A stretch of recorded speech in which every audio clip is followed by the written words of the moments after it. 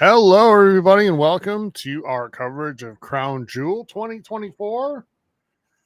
It is that time of year, Steven, a pay-per-view that PLE that ranks somewhere between the worst and best. I'm not sure what else to say about it going in.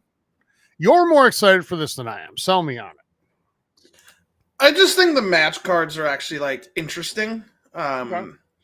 Or the match card is interesting. The matches seem. I'm excited for a lot of them. I think there'll be some fun ones in there.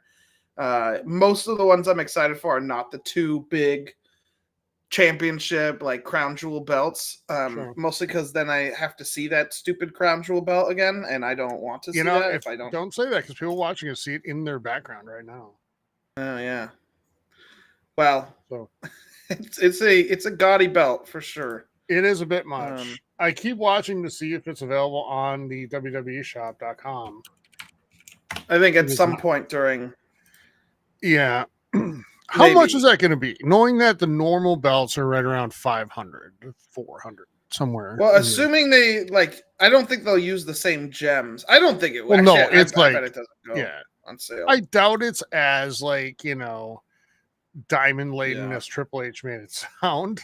But I never know. I mean, if Saudi Arabia bought it, maybe it is. Who knows? But it's still going to be a lot. I bet it's like $6.99, $7.99, somewhere in there. So, okay. So we've got, 6-7 matches on the card today? Let's see. 6. Yeah. So we're going to run through those and see what we got here. Normal pay-per-view, PLE is 5 matches. I still think, Steven, we're getting 5 here. We'll get the beginnings-ish of one. Yeah. And then it's going to just turn into nonsense really fast. But let's start with one that won't do that. Seth Rollins against Bronson Reed. They fought in the parking lot on Raw. Because Bronson said he wasn't going to come in the building, and he didn't. He stayed in the lot, and Seth went out to find him. Just love WWE sometimes. But what do you got?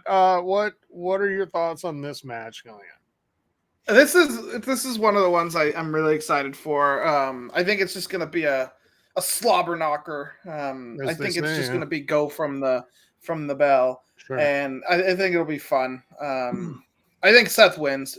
I'm excited to see it happen. It should be good, right? It should be fun.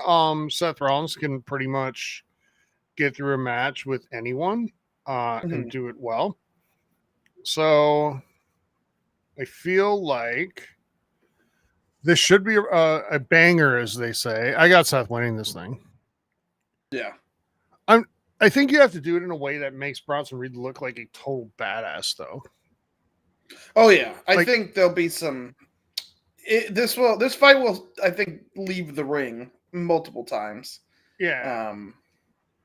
This should be the guy you're trying to build. So you don't need to build Seth Rollins. He walks in the ring and it's a big deal. So, yeah, Rollins wins because he needs it, but Reed walks out of this looking amazing and ready to take on the next opponent. I'm not sure who that'll be, but we'll see. He'll be that guy in the Rumble where it takes 12 people to get him out. Yeah. Which will be kind of fun. So, okay, we both got Seth there. On to Randy Orton v. Kevin Owens. Owens the heel here, weirdly. But what do you got? What are your thoughts on this match? This will be another beat up, but I think it's a little more storytelling than the previous match. There'll be some more, it might start a little slower. Mm-hmm. I think Kevin Owens wins, and I think Randy will do some stuff early, but I think towards the end, Owens will. I think Randy's going to be off television for a little while after this. Yeah. Like that's how bad this beatdown is going to be. Which I think is good for both, because I think Randy needs to come back as a heel when during Cena Mania in 25. So the Reign of Terror. it's only a year, Tyler. Oh, and you love it. Yeah. Yeah. You're going to enjoy it. But yes, I think Kevin Owens wins. Okay. Me too. And I think he wins, not like convincingly, but decisively. Like, at the end, Randy Orton's going to be left, like, just crumbled in the ring. Yeah, and I would agree. I think this is going to propel Kevin Owens into a championship match with Cody Rhodes at Survivor Series, because that gets Cody Rhodes out of the Bloodline v Bloodline spectacular, which thankfully will happen because he'll be out of that. I don't want him anywhere near that. Cody Rhodes just sucks all the like attention out of anyone else around him. So I don't want him involved in that storyline anymore. I'm fine with this. Like, yeah, this should be a really fun physical match. I wouldn't be terribly shocked if this one goes first. So, okay. Up next, we have Bloodline v Bloodline.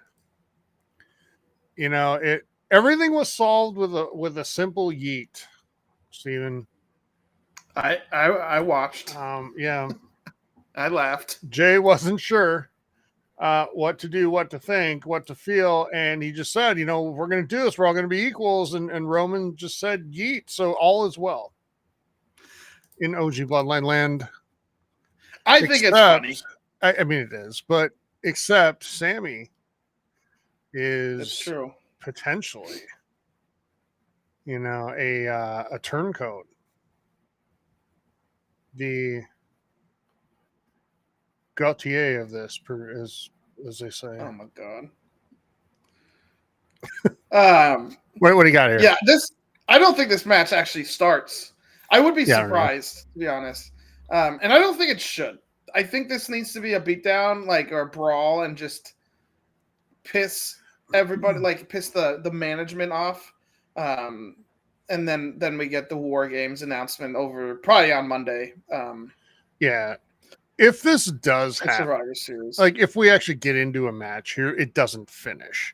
I could see Solo debuting some new member of the family to yet again tip the odds further in his favor, because they always have been and should be. That makes it more compelling, because I don't think anybody in their right mind yet thinks Roman Reigns is going to lose to Solo Sikoa, right? Like, no, not so cleanly anyways. There has to be like unbalanced odds. But it already is unbalanced, being a 4-on-3. I think you can't introduce a new member because the War Games. I mean, I think the obvious choice is Sammy joins the Bloodline for the original. Isn't War Games 5v5 though? Does it matter? I mean, kind of. I'd like to see. I mean, you got 2 whole rings. I'd like to see like some chaos. Who's the fifth member of the Bloodline then? Like the original Bloodline. Well, you got Sammy, and then who else could you put in there? You could have Randy. I doubt it. Could you? You know what would be fun? No, you wouldn't have that. I know that. Actually, I know who you could have. Who? Seth frickin' Rollins. That'd be interesting. If you wanted. I think you could get... That would be the only thing I could see potentially... But, like, being Seth okay. took the chair shot to put Roman down. Yeah. I don't know that I know, but now Roman's back as a face. I don't know. This is tough. What if it's Jonathan Cena? It's a little early.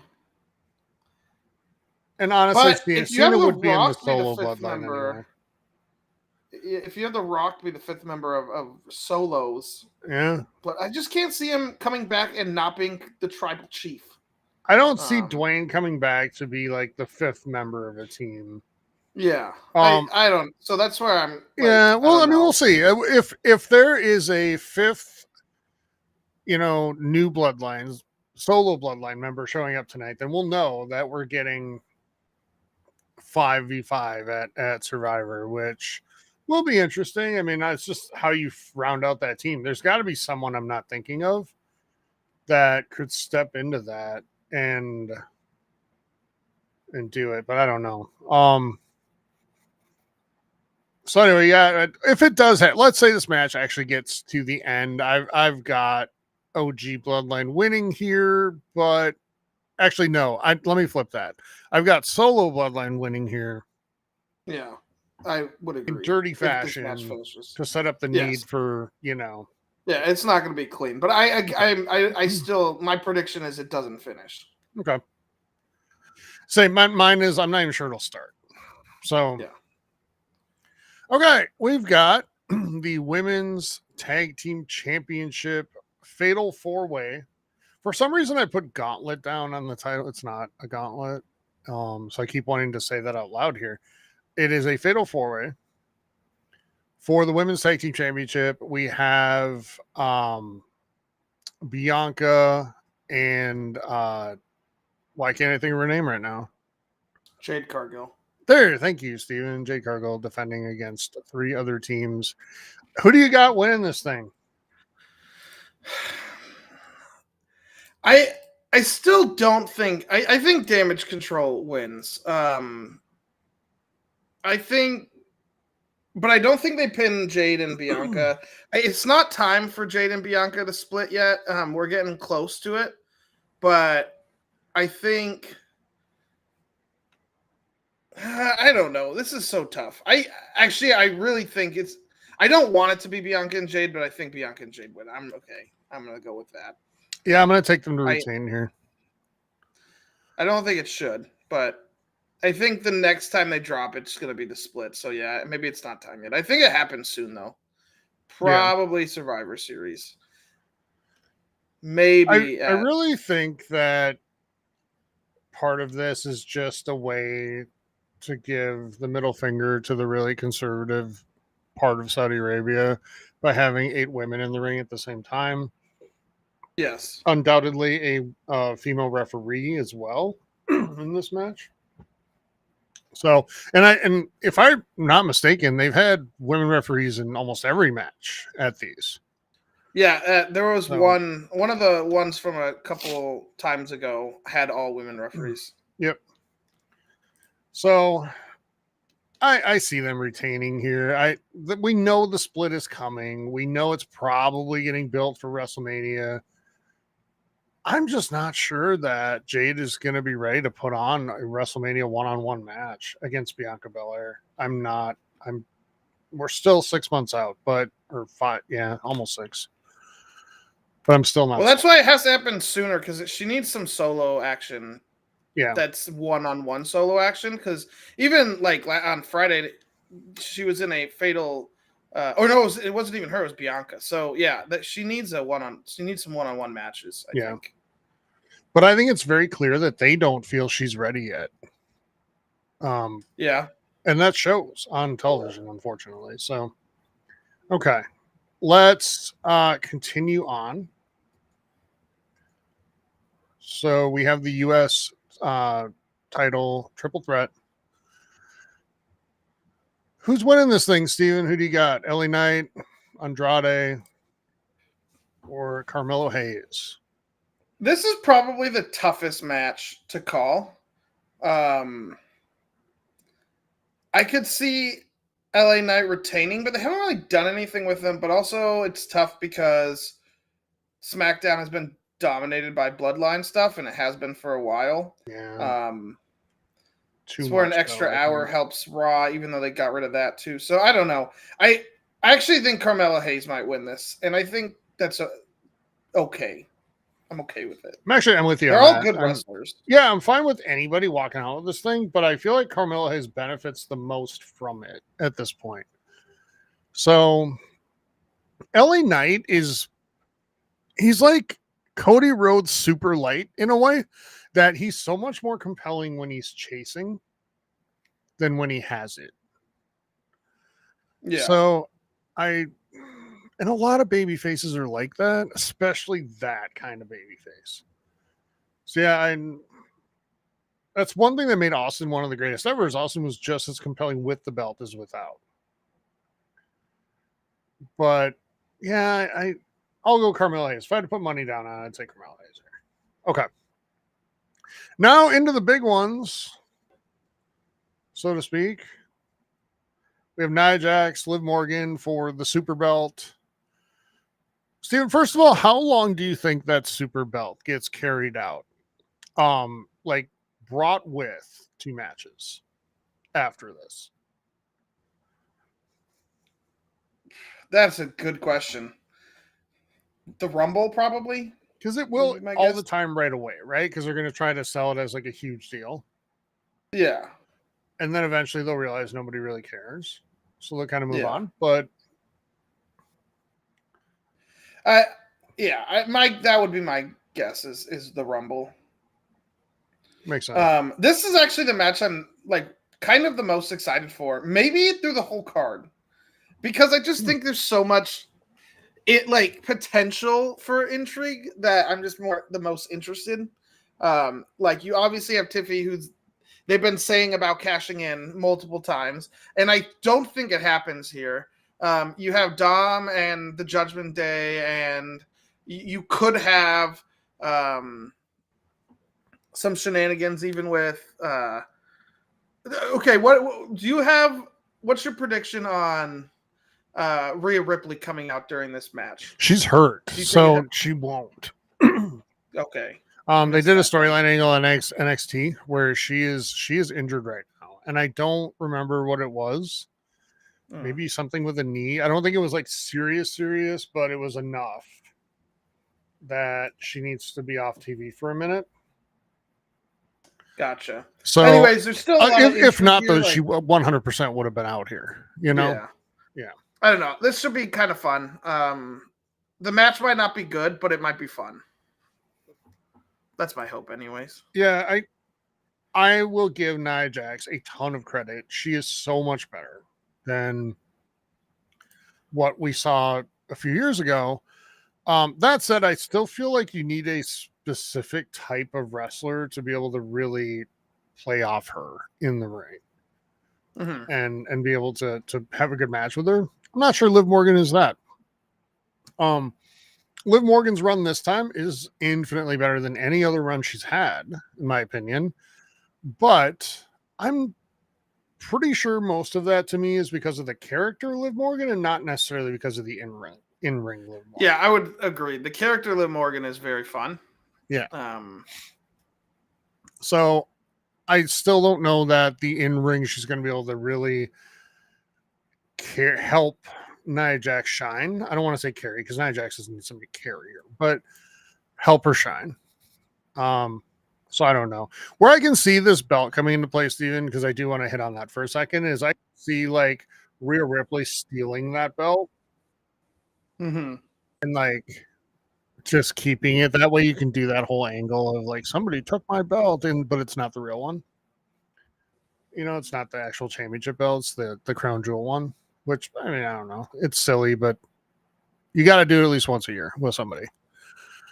So, did you say Liv wins this? Who'd you say wins? I didn't. I think Liv does win this. Yeah, I do. I think Liv wins.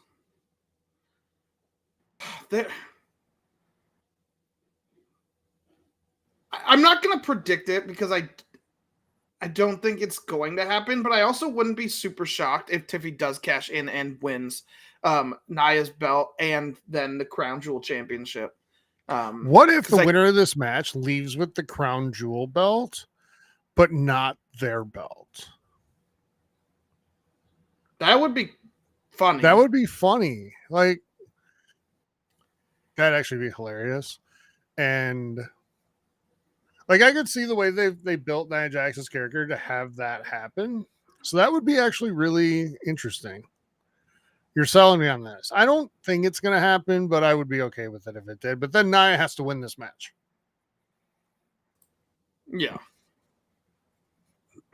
So I'm If Liv was healthy, I would have, or not Liv, Rhea Ripley was healthy, I would have picked Nia Jax to win this match. But I feel like we need to build Liv Morgan into a really top end talent right now to try to convince anybody that she might beat Rhea Ripley in a fair match. So I'll take Liv Morgan here. I mean, Roman held the belt for like 3 years and never won clean. So, you know, what does it matter if Liv has the belt for that long and never wins clean? Okay. Cody v. Gunther. I don't even know what the odds on this match are, but I'm going to guess they are nowhere near close. Because any match Cody Rhodes is in right now, it's hard to imagine him losing clean. Yeah. Even to Gunther. And what do you think? We were talking off air, Tyler, and I mentioned I think WWE has a main event championship problem. And the whole point of the second belt, the one that Gunther has, was that it was going to be like a fighting championship belt and changing hands a little more often because Roman had the other belt forever. At least defended more often, right? And yeah, and I actually think there's a few guys on the roster that could and deserve to be a world champion again. Kevin Owens is one of them.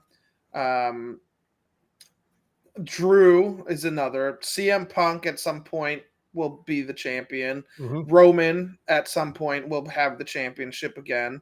I actually think Sammy is in the picture too. Maybe just a one win and then drop it the next time he faces, but I could see it happening. But the problem is you have Cody who's basically definitely holding it through Mania, though I would love to see it. Did you say Damian Priest too? Because I think he. Yeah, Damian also. Yeah, and actually, then, I would put Finn up there too. And we haven't even mentioned the up and comers. Yeah, of which there are quite a few. But there's two. They're holding on for too long, and Cody's almost unbeatable. But you also don't have anyone you could take it off him. And I would argue, actually, out of all of it, it should be Drew as a heel. But I don't think it will be. I think it will be either Roman or Dwayne, depending on. Well, rumor is right now that CM Punk will challenge Cody at Survivor Series, which I hate because Cody wins that match. Yes. And so you did this entire amazing storyline with Drew and CM Punk to have a payoff that results in nothing. And that is like old freaking Super Hogan, Super Cena day. It's just going to make me not like Cody Rhodes more. Yeah. So I don't want Punk to be the one to beat him though.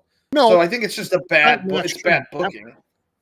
Punk should go against Gunther at Survivor Series. Yep. And beat him. This match is tough. Because you pushed Gunther as this badass, and so you can't really have him lose, but then obviously Cody is Cody, and Cody is the number one champion in WWE right now. He is the top guy. He beat the top guy. He's the top guy. So you can't have him lose to Gunther. So unless this match somehow ends not clean with something happening, which I can see happening, Cody wins. I can see Roman interfering on the side of Gunther here to cost Cody. I can see Roman? I don't doing it. I don't think the Bloodline touches it at all, unless your plan is to put Cody in the War Games with Roman or which is what Solo. I'm afraid of, honestly. So, yeah, but yeah, if it's clean, Cody wins. I don't see any way around that. I would love to see Gunther get a clean victory here, but I just don't think it's going to happen. Because Gunther's the one you need to build, right? You don't need Cody Rhodes doesn't need this victory. He doesn't. Gunther needs it more than he does. But Cody will get it. You can't have Cody lose it either. Cody can lose At this least match. clean. He's not losing Not the clean. title. Not clean, though. Maybe. Don't you think Cody Rhodes could rebound from a clean loss to Gunther? Yeah, but I think that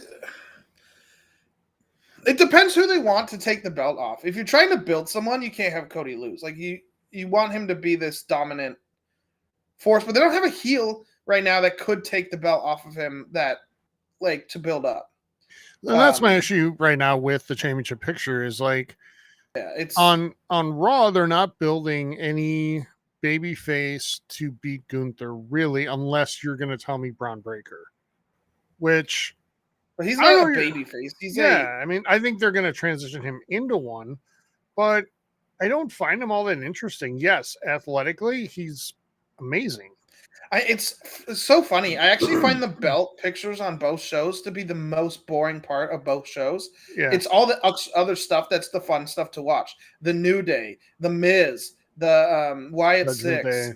Yeah, Judgment. Well, Judgment Day has. Yeah, it's not as much lately, but yeah. Belts, but and actually, it needs to be like kind of pushed to the background a little bit, just because of just so we don't get sick of it. Wyatt Six, by the way, feels on the verge of being buried.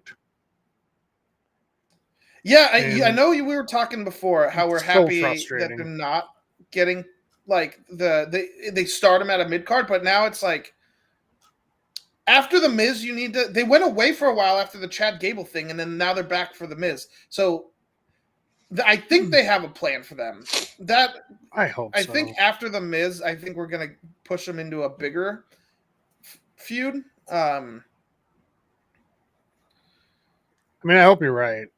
That group has so much potential, but it can't be all theatrics. The best thing about them can't be the whole spooky entrance thing, you know? It's got to be other stuff. Bray Wyatt had all the theatrics, but that dude could go in the ring.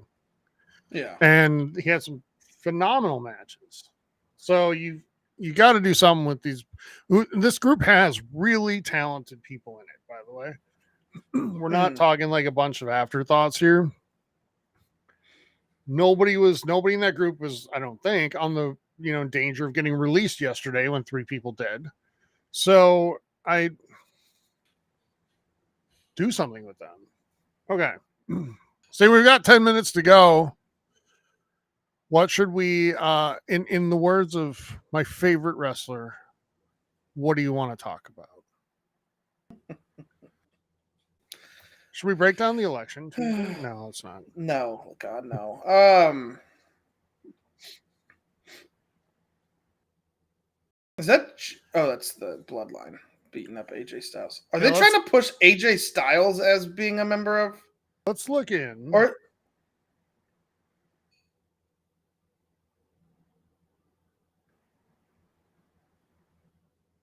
I'm confused by this. What's the point of this? AJ did promo? AJ join the solo?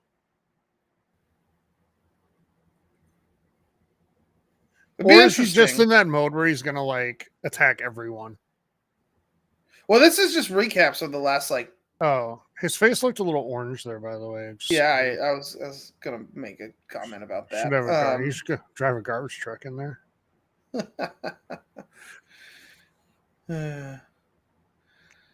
Sorry. I don't know.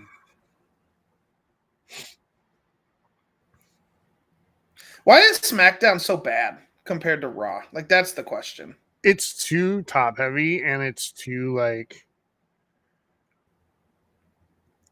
Raw is the sum of its parts, where SmackDown is almost like SmackDown starring blank. You know what I mean? Yeah. And that drives me nuts. Like SmackDown or Raw, you're right. You get some really cool moments with the Miz still, with even Judgment Day at times. Like Dominic Mysterio is fucking great every week. Yeah, I know. He's just I love Dom. I want to has see these great Dom with a moves. belt in the next I 6 know. months. He makes me laugh like every time. It's like when he's like, I should be in the World Heavyweight Championship picture. Like, okay. He beat a former world heavyweight champion. Did you notice, by the way, the truck that Cody and Bronson Reed were fighting in front of had Dom on it? Like, Yes. huge picture of Dominic Mysterio. Maybe he'll be Goldschlager's retirement match. What if? Oh, that's a question. Do you think we'll get Goldfinger here? Who is he? Like, who did he Remember, get we in the... teased the thing against Gunther. That was Gunther. Okay. So I feel like we're building to a Goldberg Gunther mania,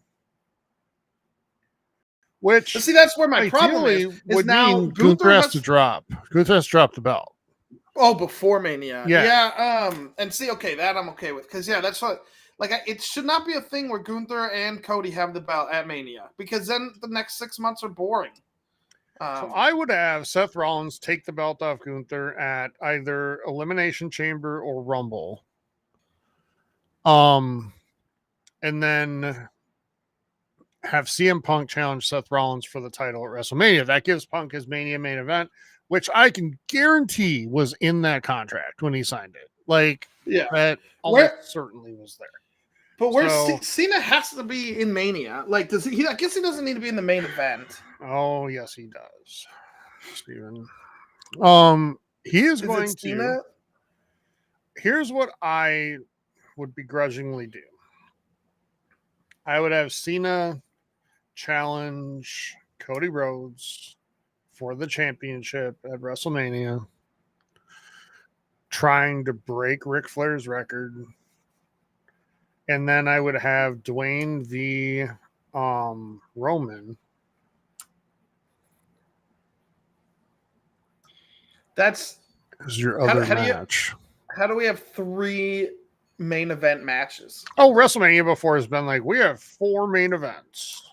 The main event started at like 8:00. So, and Punk won't buy it. Punk wants Punk views main event to be the final match of the night. So do I, by the way.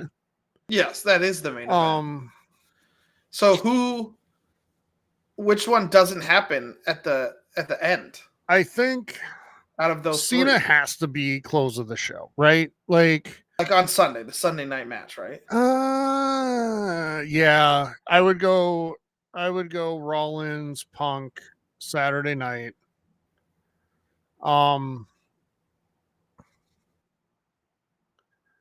It's the first ever 3-night WrestleMania, Steve, because I mean that's what it feels like. It has too to big be to contain it. I mean, honestly, if you're going to do that, it should be Dwayne v. Roman as like an opening match or as a second to last match. It should, and that would be that could be fine if those egos are allowed. Dwayne, I also could see Dwayne crying about it. Partly the company at this point, he should be on board with what's quote best for business. Yeah, but we know better. We're talking about Dwayne. Yeah, I know. We know better. So it almost makes me think that it's going to be Seth versus.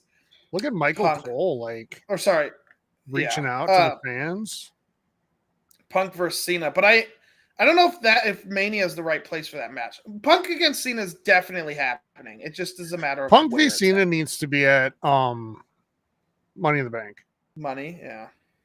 Just revisit that classic, thing. And SummerSlam, I would do Punk v. Orton or Cena v. Orton one last time. Do you put Cena in the Elimination Chamber? Oof. I don't know if Cena's contracts will allow him to be in a match like that.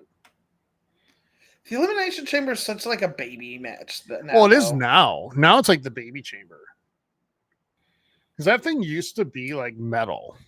I think you could protect him. Because if you have him come out 6th, he wouldn't be wrestling for a long, long time in there. We're leaving out one key thing because I think at the Royal Rumble, we're going to see the return of Brock Lesnar. Interesting. I don't think that's happening, but I do. They started mentioning him on TV a few weeks ago. And usually that is the beginning of the lead. You think he wins the Rumble? I would be so No. I think he comes back at it. Oh. Who's your pick for the Rumble? Let's early predictions. I know who mine is. Punk. Who do you got? Actually, and I think there's another guy that deserves to be in the main event at Mania this year, but unfortunately for him, there's too many other people. But I think Drew should win the Rumble. But you're right, it does have to be either Cena or Punk if you're gonna do those two. And then the other one has to win an Elimination Chamber. Which makes me think that Cena's winning the Rumble. I'm almost more afraid to throw Punk into the Elimination Chamber than I am Cena. Yeah, you know, you're right. That's a good point. Because the Elimination Chamber, like we said, very baby. You can protect, think Cena, yeah. I think Come out last. Do the 5 moves of doom and win. Or get knocked out in the ring and just be lying there, but then other shenanigans is happening, sort of thing. And then you could protect him. You could do the same for Punk, though. Here's the question, Steven, that I don't think a lot of people want to answer right now. Can John Cena put on a WrestleMania main event match at this point? Like, can he? Are you sure? No, but yes. He's John Cena. Want to see it? Does it have like the Rock versus Hogan feel to it? That's like, this is a moment, because that's fine if it is. I mean, we had Owens versus Austin, 3 years ago now? Yeah, and it worked. That was amazing. That was so much fun. Yeah. But this would be different because it's bringing the belt into play. And we just got done talking about how we're wasting opportunities to build other people that deserve chances to get it. Now we're going to take the biggest moment of the year for one of these belts and give it to the man who can't be seen. That's why I think it would be better if someone like Drew won the Rumble and faced Cody at Mania and did something else with Cena. But what do you do with it to make it feel big? I mean, you could have Orton there, I guess. Cena Orton would work. Because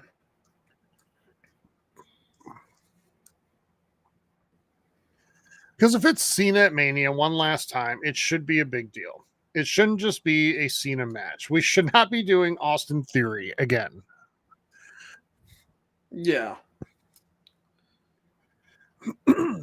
Also, if your last Mania match was a loss to Theory, can you really have a championship match at the next one you're in?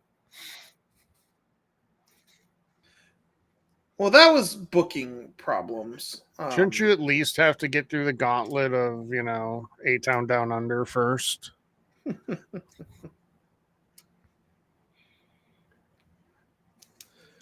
I love how I just want to see their shots for this, like where they show the three competitors, they're already in the full body suits. Yep.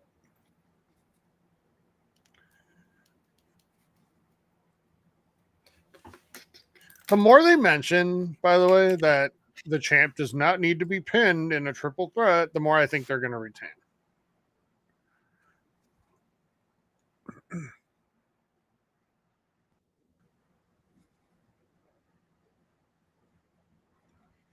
Off topic for a second, Steven, have you seen your baseball squads making some moves? They seem to think they're going to contend again next year. I did. I saw them trade for Jorge Soler, and then I saw them trade for the shortstop. Though it was a little bit not as good. Oh, Scott Kingery. Mm-hmm. There's a Ferris wheel in Saudi Arabia, Steven. That means it's really fun there. Did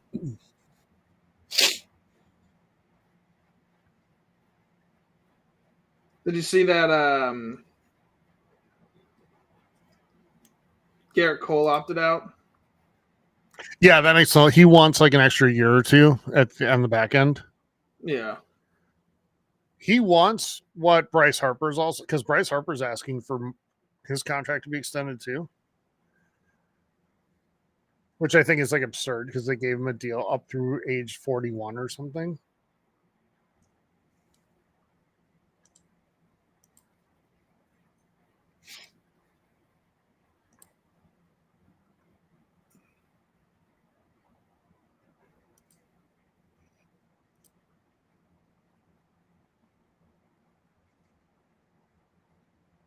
Look at how progressive it is, Steven. There's tennis courts and lights and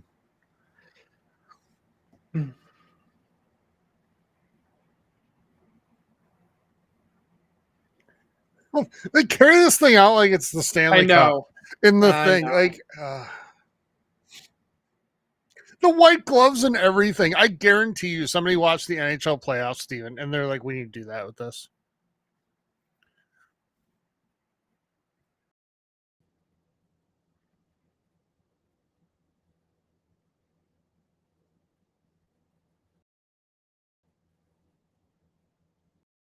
Punch over your belt, Cody.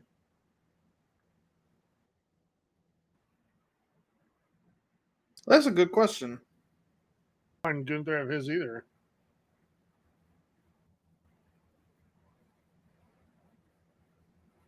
Would have been funnier if when he walked past that picture, if he just would have flipped off Cody.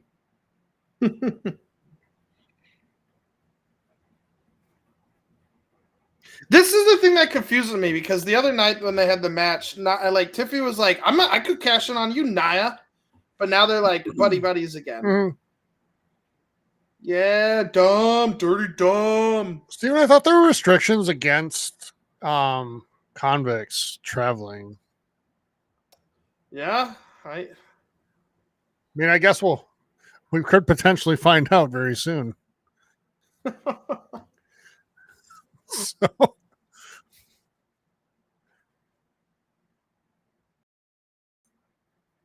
I think I think Kevin Owens attacked Roman and Cody after their match.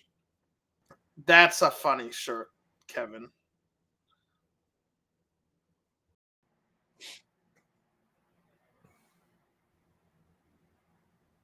Kevin deserves a belt.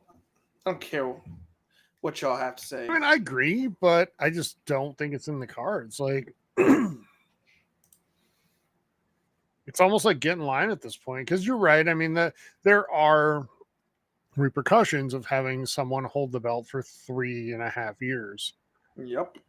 Not all bad, but not all good.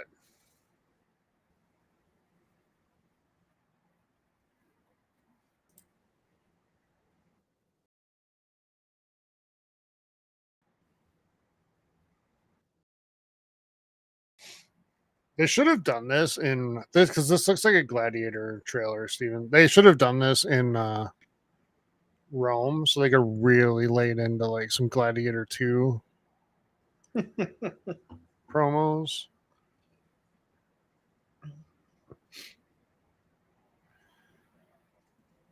I also hope he doesn't come back ever. I was gonna say, do you think we'll see him tonight?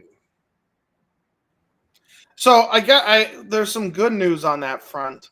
I guess he pissed a lot of people off because he didn't want to drop the belt at whatever event it was. Like SummerSlam, and he was whining like a little baby girl.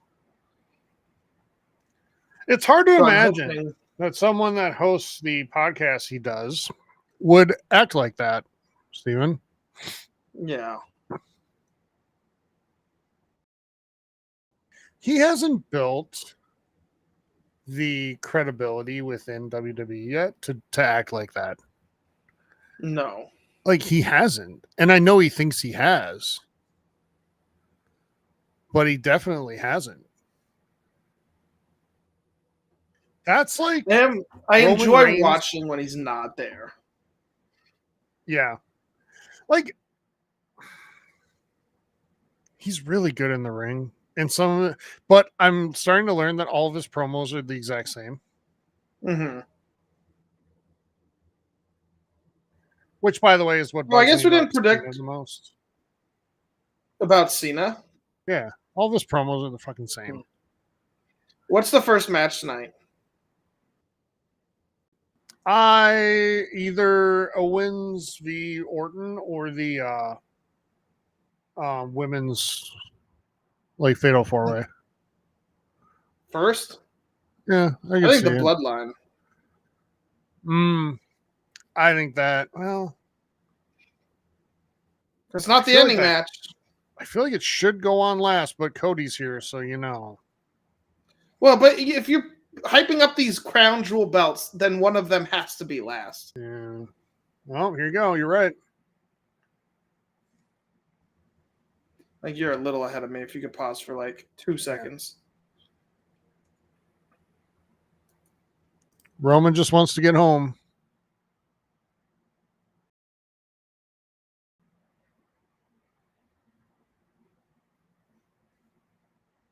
So we have Bloodline v. Bloodline kicking us off here. We have Evil Bloodline coming out first.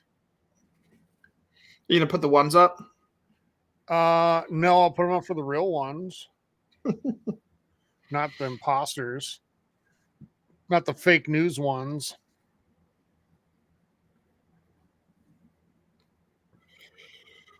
It is nice to see Solo actually getting involved for once. Yeah. By the way, I think by the end of 2026, Jacob Fatu will have held one of the big belts. Oh, for sure. He should be a Mania main event at some point. Yes. Fatu is so intriguing. I want to see him in promos, but his wrestling is really fun. He's basically like an Umaga that's more athletic. And likable. But it's hard to say Umaga.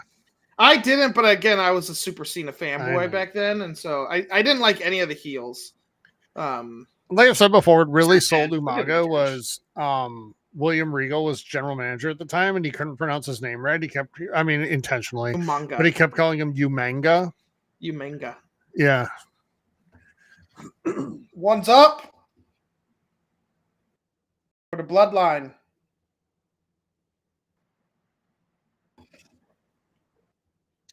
Which one is not wrestling tonight? Is it Tonga, or I think it's Fatu. It's not.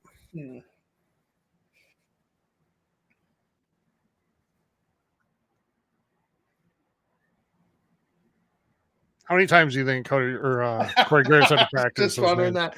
I was just wondering that. I mean, props. He nailed it. He did. Next time we're in person broadcasting something, see him to pat you on the head like that. Yeah. And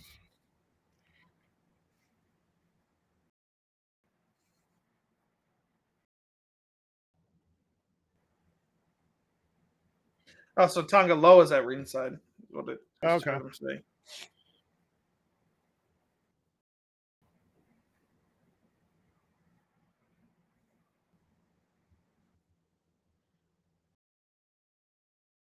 By the way, I also think the Street Profits will be tag champions in the next couple months.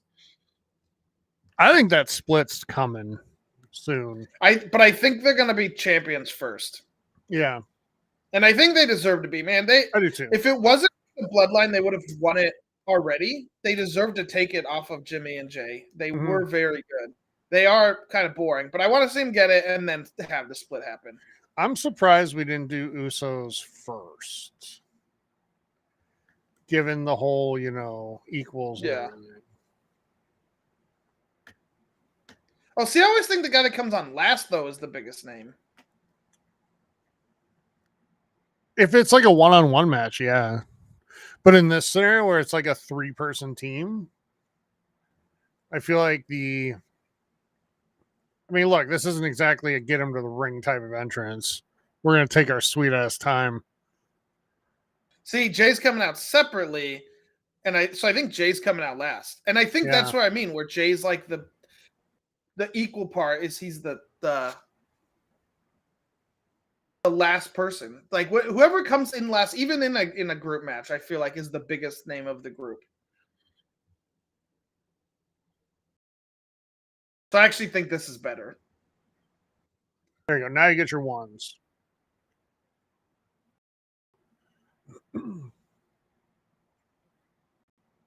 Paul Heyman did an interview, by the way, where he said he'll come back when it's right for the story. But he's like, we're basically kicking off a year's worth of storylines with Roman coming back. So, like a lot of stuff going to be happening.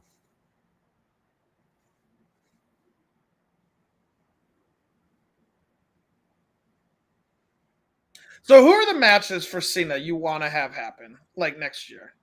You have Punk, Randy Orton, Cody. I'm putting Roman on that list. I kind of want to see that Undertaker Mania match happen, but reversed.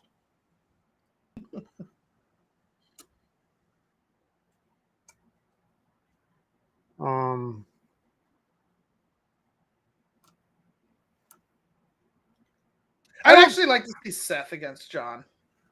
Yeah, I think he's going to want to take on a lot of younger people that he hasn't ever faced. Yeah. I could see an Uncle Howdy match. Yeah, and he has you could make the crossover with the last one, the Funhouse. Yep. I think there's definitely going to be some nostalgia in there. So you will get a Punk match. You will get a. That's what I mean. You have to have Punk and Randy Orton, for sure. Like for sure. And if Edge was still in WWE, we would have like a million% gotten that. That was, in my opinion, his greatest rivalry. I would love to see Cena Dwayne 3, but that's not going to happen. And it shouldn't. The only way I see it happening is if it's a triple threat. Yeah, it shouldn't happen. They're both too old. But they can't carry each other. So you need to have it either be a triple threat or a fatal 4-way. Which I guess you could do if you have Cody, Roman, Dwayne, and Cena as a main event. And that's a way you get all four. I don't know if it's the best booking call, but I don't know. I don't like those types of matches as much. Like when you're doing it just to do it. Yeah. I feel like a Priest match could be really good. Yeah, that would be good. Cena Priest. What are the young guys? Carmelo Hayes, maybe? That'd be fun. Oh, it's gonna happen. LA Knight against John Cena. Yeah, LA Knight and John Cena. But I feel like that's gonna be more of a either really secondary PLE or like a Monday Night. Oh yeah. Yeah, but it's a match that's gonna happen. I actually would like to see Drew against Cena. Do you think his final match will be at a pay-per-view or on a Monday Night Raw? So the choice is either does Roman Reigns do the whole. So the Saudis aren't very they're not very yeety. Rhythmic. Yeah.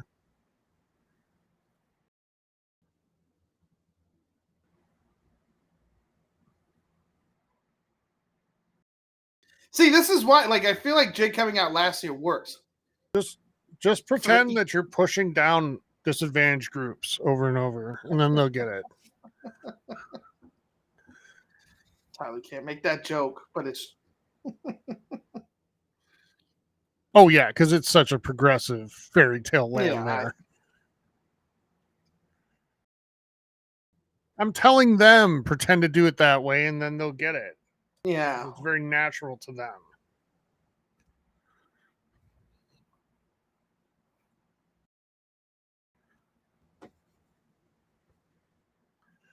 Don't worry, Steven. Soon we'll be there touching orbs again. All will be well. I forgot about the orbs. Yeah. I still don't even know what the fuck that orb was.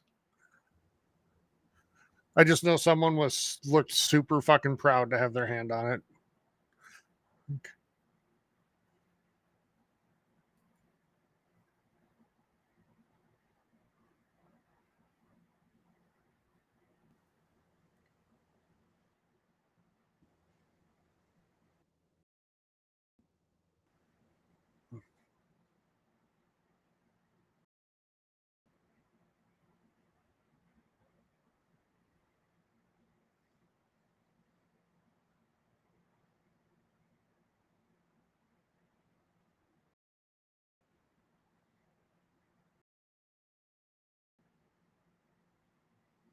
Roman looks a little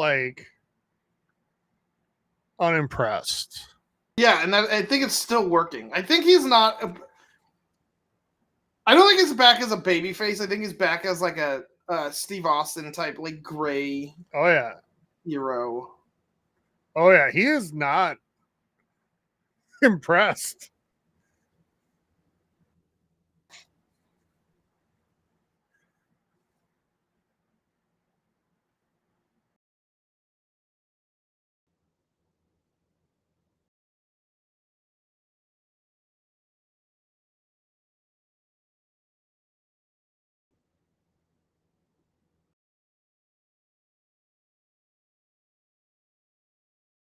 We're heading to Roman Reigns putting Jey Uso over, which would be really cool.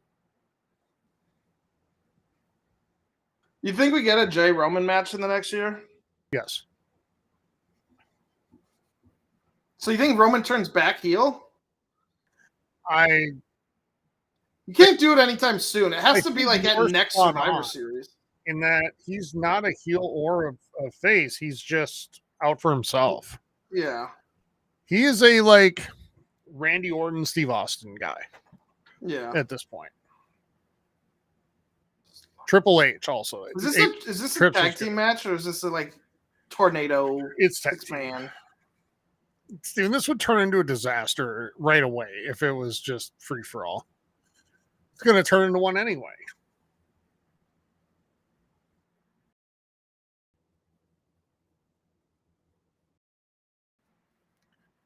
Which shirt would you get? Would you get a They Not the Ones or an OTC? OTC. Which conveniently can also stand for over the counter if you're at the pharmacy. So it's does work.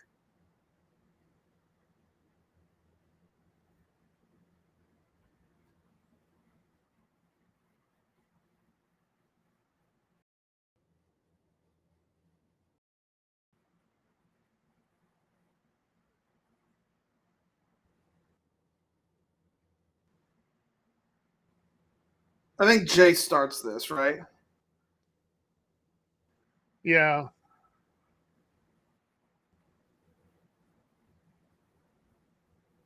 It's going to be a moment where Roman, like, it looks like he might not take the tag. Yeah.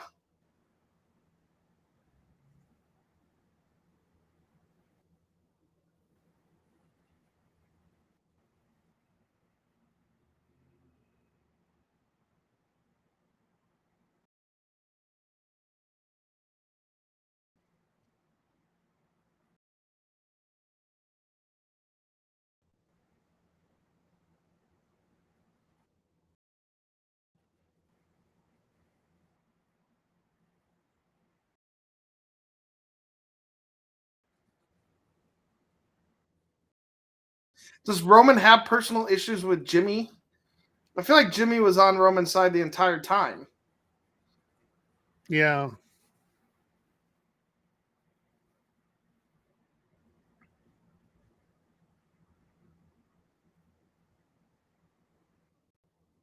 Well, this match has already gotten further than I thought it would. Yeah, I was going to say. But honestly, you can't like take 15 minutes, 20 minutes, get them all down there to just. Yeah, and then end it in 5. That's true. It's going to be a 4-hour pay-per-view.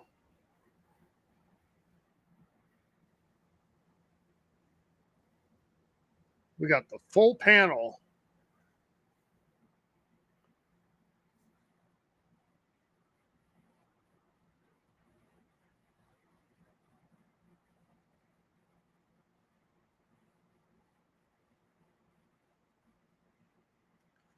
I do like these little things WWE is doing to, legitimize, for lack of a better term, like trying to make their broadcast look more like a sports broadcast. Yeah. It's like on the bottom, they'll show the play-by-play guys,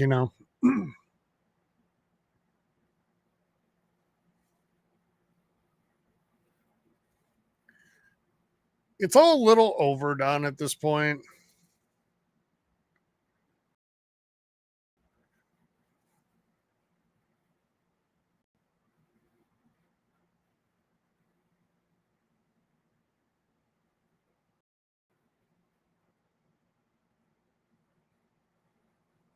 I would love just one time for that to get a 3.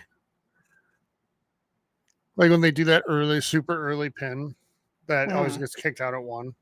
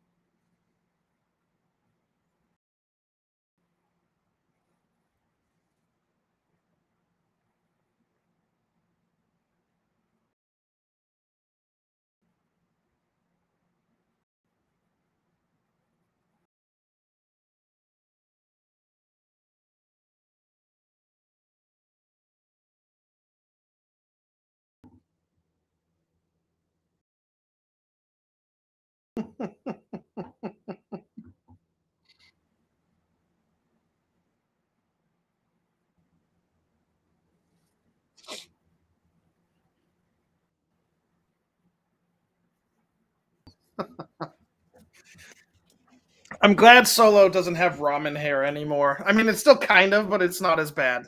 Yeah.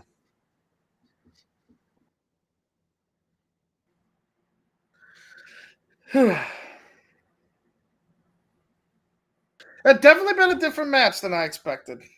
Yeah.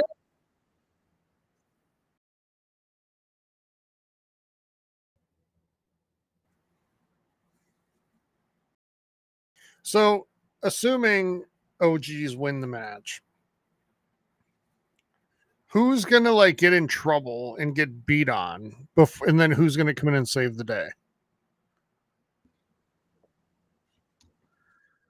Um,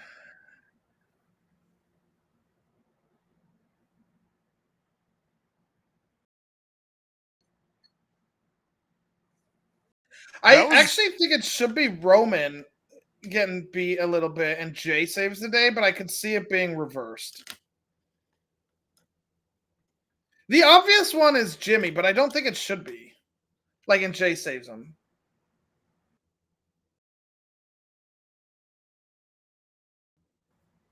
So you know Jay's being a dick. Jay is being a dick.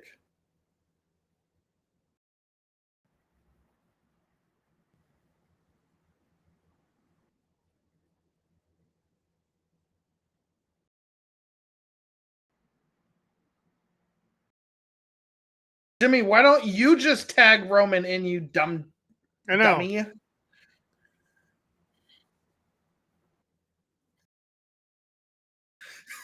That's the kind of stuff that just like that bugs me. I understand why. It's for the story, but it's like we could do it a little bit different, and you know. That's what I was saying earlier. This all feels just a little bit like overdone, like overacted. Yeah.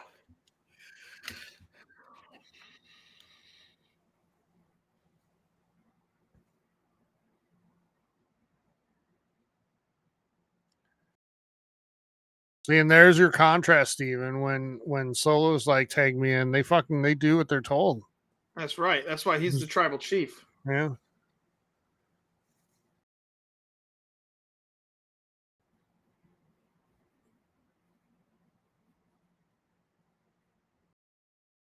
Oh, and now Jimmy's gonna have to pick who to tag, Steven.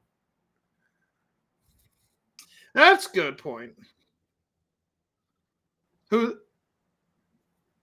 I think Jay gets tagged in, and then Jay's gonna tag or actually, I think Roman is gonna tag Jay. Jimmy's gonna tag Roman. Now the question is, does Jay let him tag in?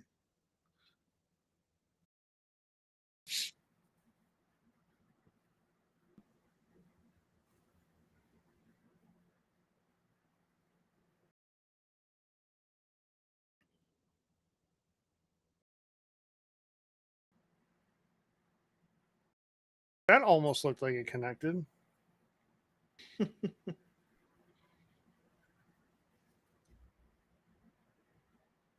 Do you buy this whole feud thing? What? Between the original tribe and the new bloodline?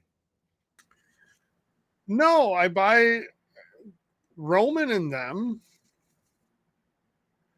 because Roman has a reason, right? I mean, like, Jimmy does too, because Solo is the one that took him out, or one of the Tonga. But like, I totally get why Jay was super hesitant. Because something has to happen here to make War Games like feel.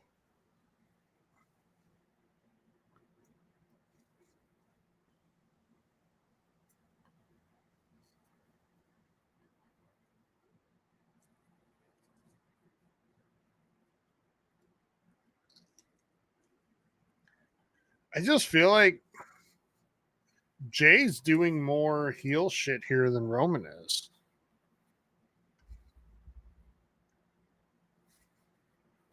And Roman hasn't done any, to be honest, other than I be the feel like smug the Roman ref that we always knew. stopped the count before the arm went up. But yes. But I also get why. Like, Jay remembers what Roman was like, and he still doesn't trust him.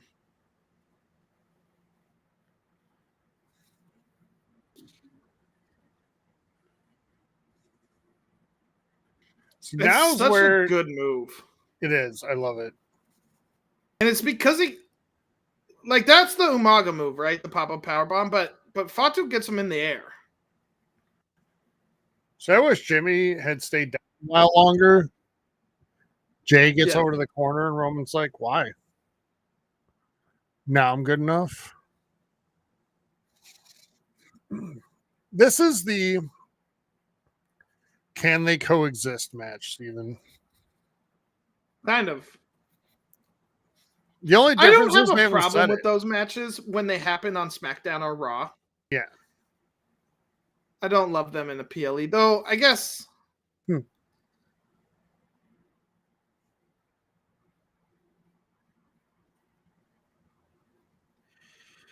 It's just me, Oos.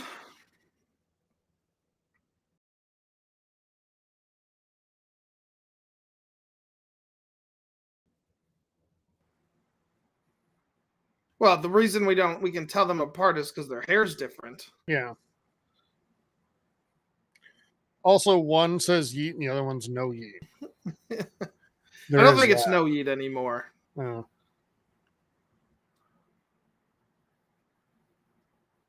That was a bad WrestleMania match, by the way. Which one? Jimmy them against Jay. Yeah, it was. It was really forgettable. I forgot it even happened. It was night one, I think, of WrestleMania. Yeah.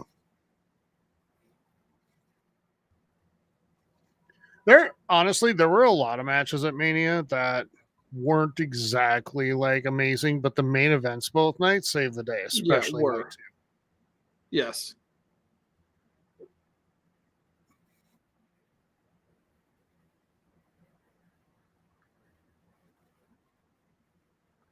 Like seeing the crock pit and Cody and dedicating it to Mama Rhodes. Yeah. Night one. Are you going to go see Red One? Probably not. It does look like fun-ish. Steven, it looks like a movie that should be on Netflix. Yeah, but that's why I think it looks fun. I thought it was a streaming movie. I mean, I'll go see it because we'll review it, but I do expect to like it more than Wicked. I'll put it that way. More than what? Wicked. Oh. But there are some heavyweights coming out this month, and I think Red One's going to look bad in comparison. See, I knew that was coming. I knew Jimmy was getting taken out. Yep.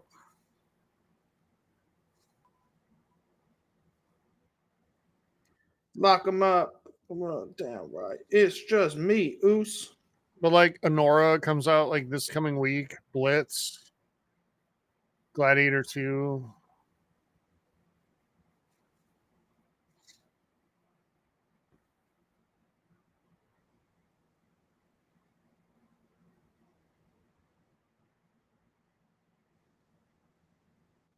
No. Is he going to do it or is he going to pull it back? Make your pick. Pull. You know what, Steven? That's because he's the OTC. Yeah. He understands it's bigger. It's just me, Oos.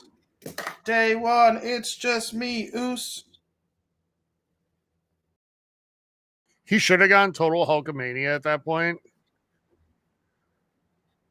And done the blocks and the punches and then done the shake where he's like, every hit you do to me does nothing. And then pointed the finger at his face.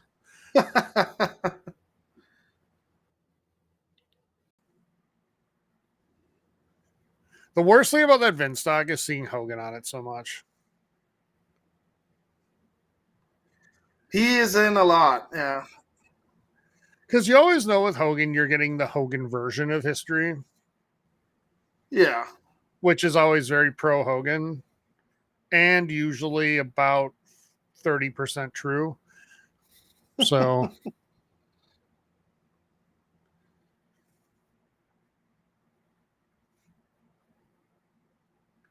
I did not know though that Vince produced and co-wrote No Holds Barred.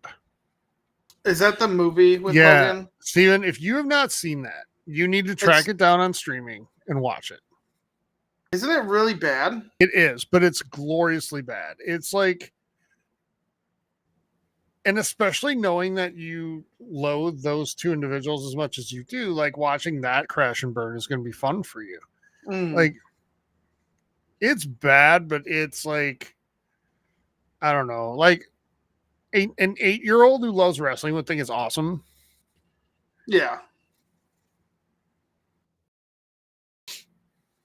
Where's Jacob Fatu? They're way too close to Roman with the camera. Uh-oh. That should have been a 3, I think. Yeah, Jimmy messed up.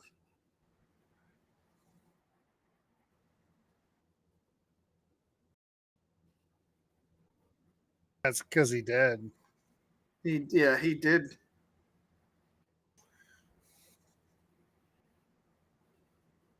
Unless that was designed on purpose so that the Bloodline can be bitchy about it to get the match. Maybe. I still think we're getting another like solo disciple here eventually. Just watch for the hoodie, Steven.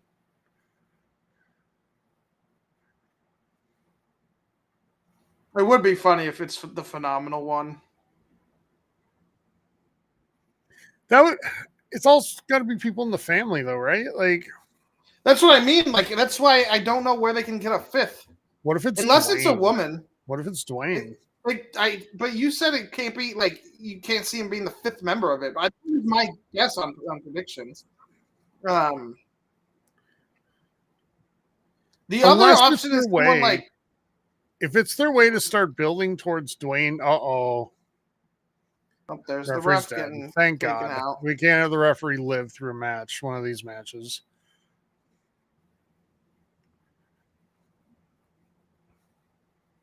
You were saying sorry, unless it's what? Someone like, isn't Nia Jax related to them? Or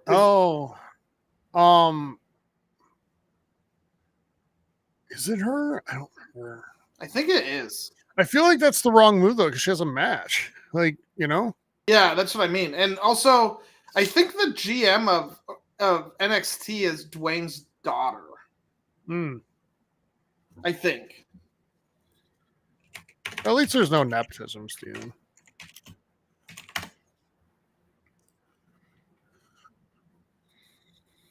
Yeah, Ava is Dwayne's daughter. She was the wrestler that they like. I don't know if you remember a while ago. I think she. Wow.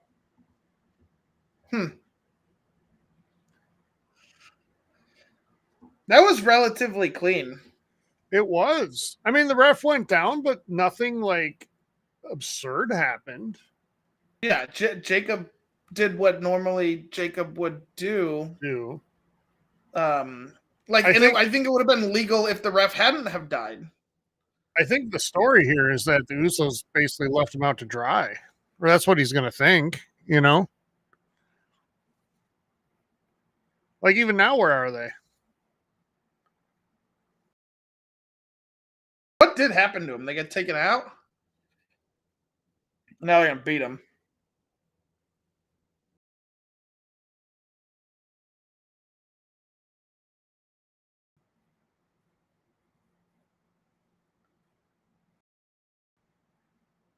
It seemed like an interesting choice. I think we're going to hear do do do do do do do. Let's go. Yeah. And then watch him turn on Jay. That would be funny.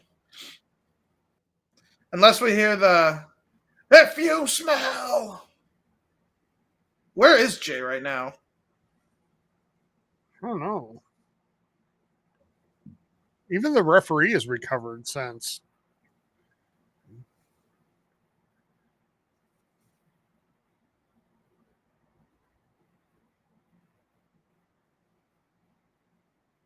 Oh, there he is.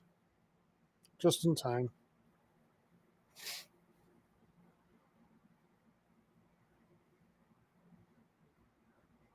Now that they're gonna beat Jay up, and Sammy's got to be coming, right? Like, yeah, Sammy. And I think you can do Warriors 4-on-4. I'm fine with that. Because I don't want anyone random added into this. I mean, let's be honest. Coming down to help would be the Uzi thing to do, Stu. Oh, jeez. Yeah. Yep, there it is.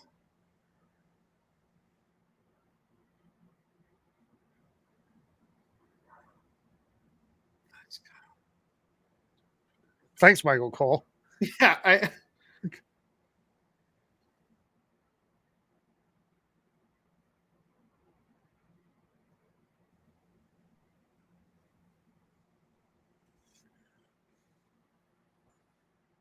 I'd hate it, but I also think it'd be awesome if Sammy turns around and like it does the whatever the move the into Jay.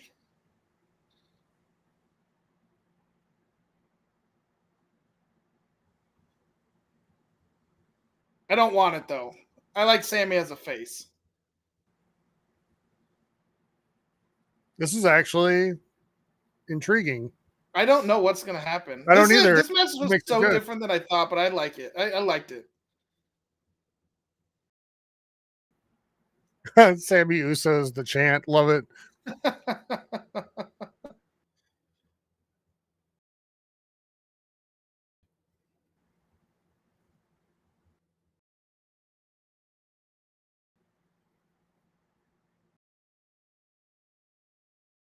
Oh,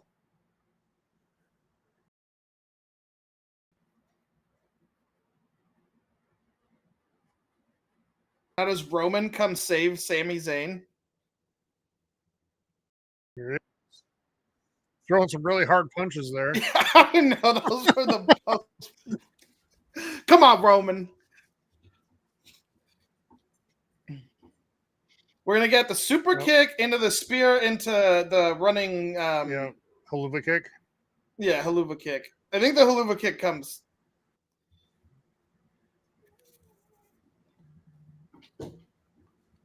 Solo. See, right now you should be like, you should be putting up the ones at Roman. Yeah.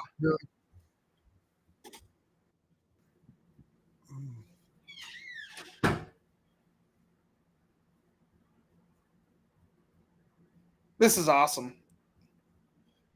Oh! Can't make it easy for the next 3 months or 3 weeks before Survivor Series.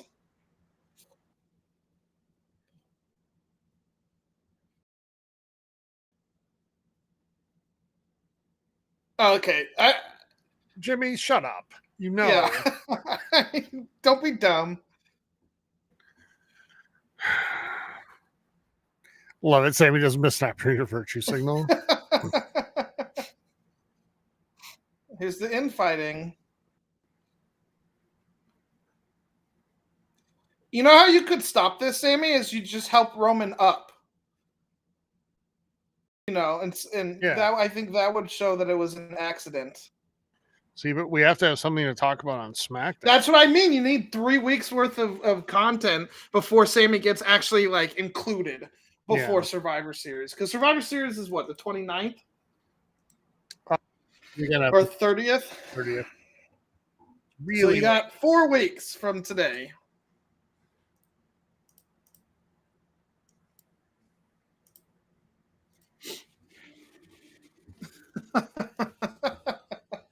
That was fun. Mm-hmm. That was a lot better than I thought it would be. And this actually advances the story where it doesn't feel like, because usually it feels like the Saudi show is a like alternate timeline. And so it makes it always not so fun. But that was, I mean, that advanced the story. It was a fun match. What match comes on next? It's got to be one of the women's ones, right? The women's tag team? Like, I don't think it women's tag team. I'd go, and then you know what match I think it should be? What? The U.S. Championship triple threat. Yeah, it could be that too.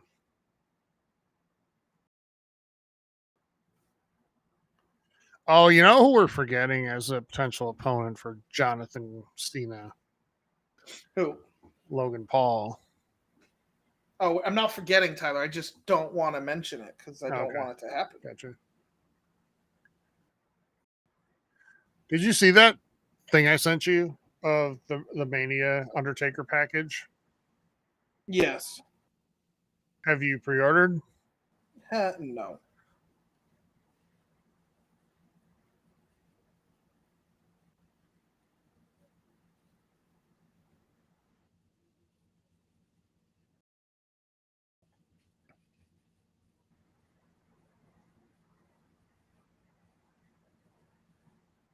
Oh, Man City lost. Which helps because Arsenal lost this morning. Is your squad going to hire the guy, Eric Ten Hag or whatever? No. Oh. No, we have a good head coach.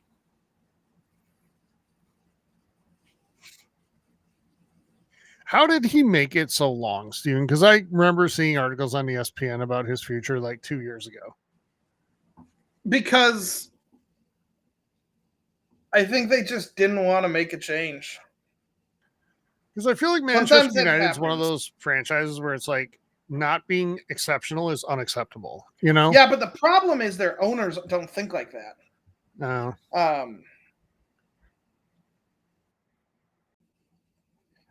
Arsenal had that problem for a while too, and then all of a sudden the Cronkies decided to start caring, and then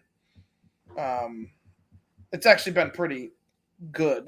Because when I was younger, like Man United was the big franchise. It was the one everybody knew about. Yes, they are one of the biggest. But now it's Man City.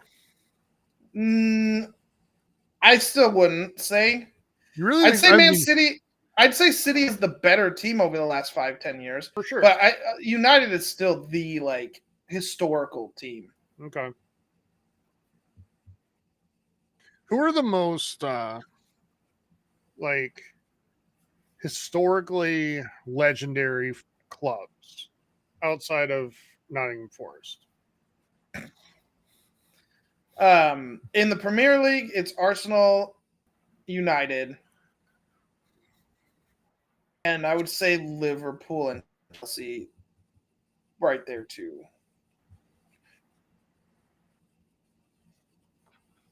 And then in Spain, it's Real and Barcelona. Plus, you have Bayern Munich up there. I noticed you haven't said Minnesota United yet, and yeah. Just wondering if that was an accidental omission or.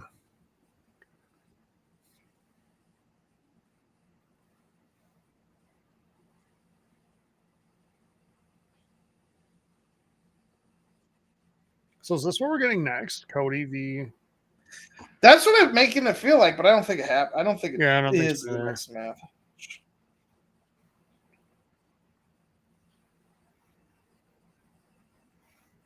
Do you want this match so much, Cody?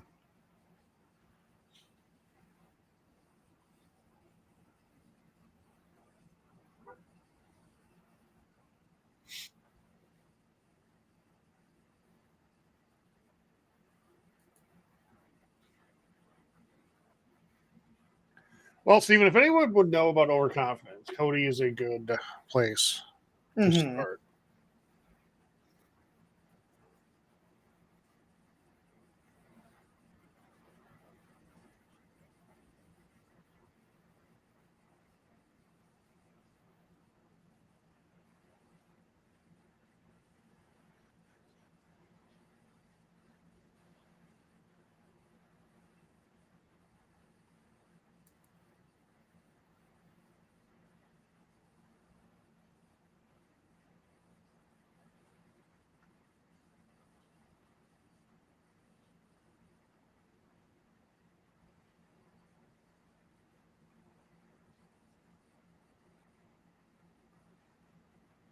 So what Cody's basically saying right now is that if I lose, I won't be the center of attention all the time, and that's not okay.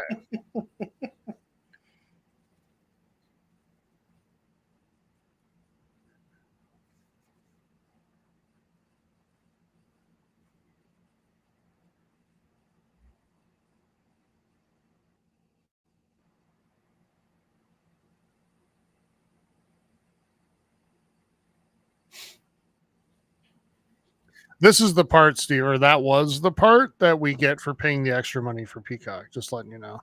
Yeah. Okay, it is the tag team. I'm kind of interested in this match. This is either going to be actually really intriguing or it's going to be an absolute train wreck. Yeah. I will say they pushed the women's tag team belts, like kind of elevated them by having Io Sky be one of the people because she's a former champion. Yeah. Bianca, of course. So I think that helps.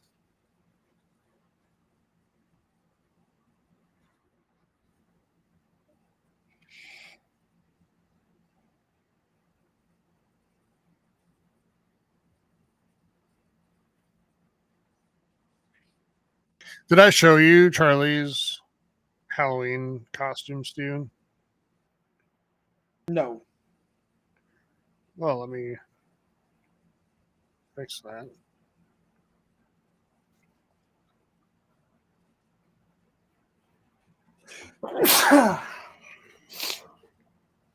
Or I sent it to you in Messenger. Oh, look.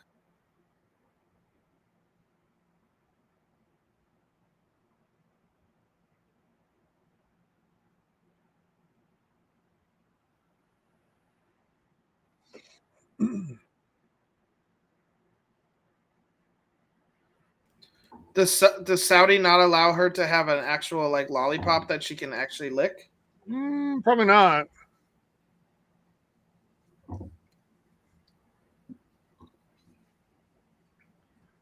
Surprised it doesn't have to have the wrapper on it.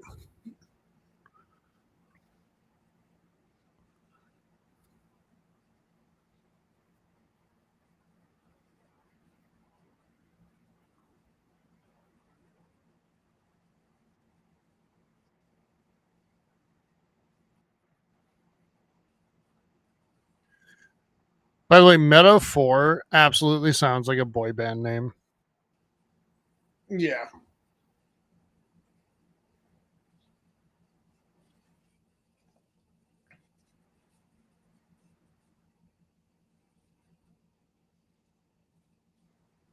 Are you sad that Tegan Knox got released? No. No. I don't even know who that is. Didn't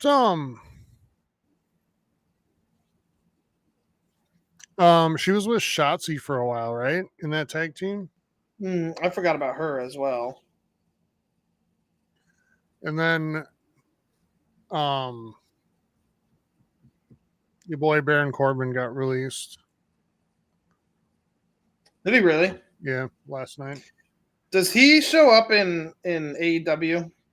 I actually think AEW is better for him, and I think TNA would be even better. Like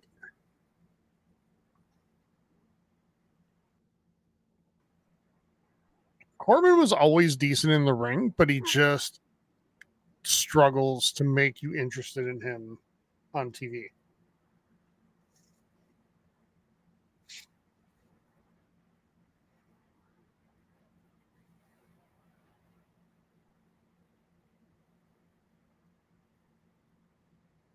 Remember when they spent months building, the Happy Corbin storyline, and then they tried to put what was the guy with him? Oh, I don't remember. You know what I'm talking about with the fucking suspenders and the bad jokes. Oh yes, but I don't remember his name. Yeah, that's my point. They spent a whole months and months and months preparing to put this guy over, and then he flamed out too.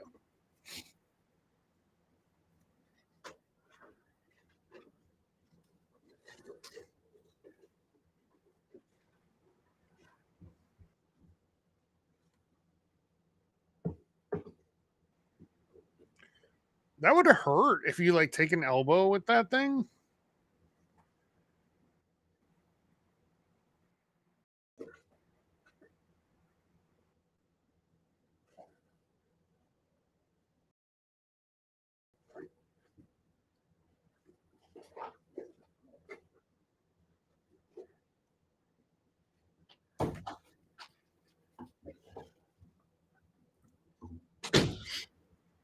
I love Bianca and Jade's outfits every time. I know, but I'm saying like the way that those things like pop off of there, Yeah. like that would hurt if you got landed on.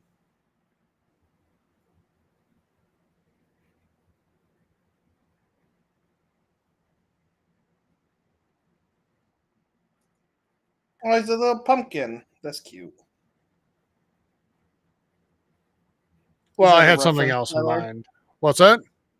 I said, is that a reference? It is. That is cute, though. The hat didn't stay on very long. He's not a fan of those.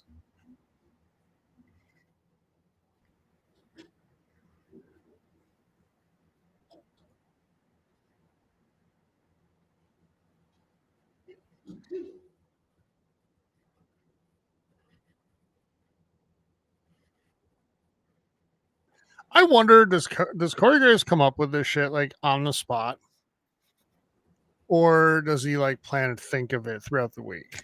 I bet he has some general. I bet it's some thinking, and then he like picks what sounds good in the moment. Yeah.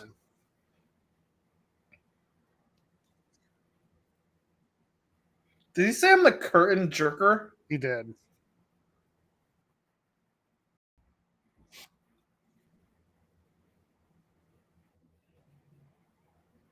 Okay, so it's one of these tag team matches, which Yeah.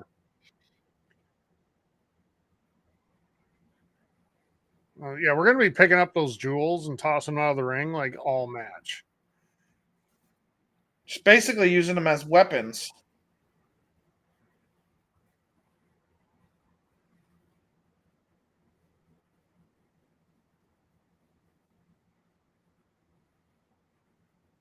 Dude, there's already like random pieces of all the shit everywhere in the middle of the ring.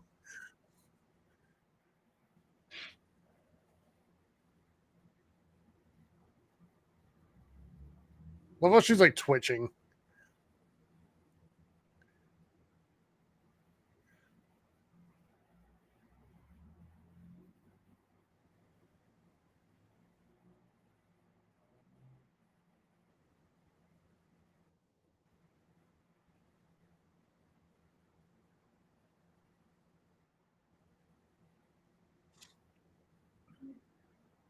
Do we get an ending like what happened with the Road or the New Age Outlaws, where two of them end up in the ring and then they get pinned? They pin each other. That would be funny. I thought you meant putting all their competitors in a dumpster and pushing it off the stage. Yeah.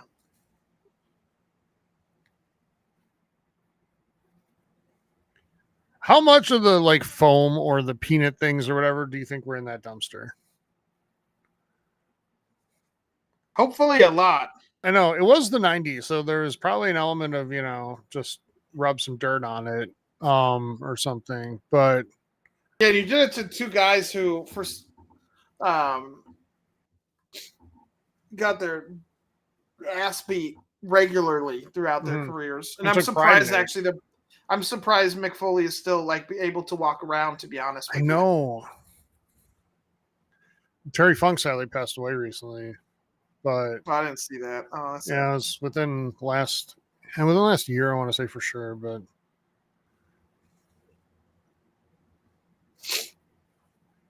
I mean, it was one of those things. Started playing.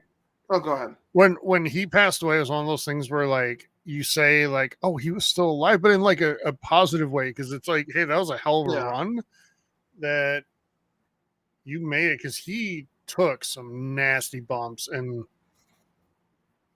like just got his body beat to shit. Sorry, go ahead. What were you gonna say?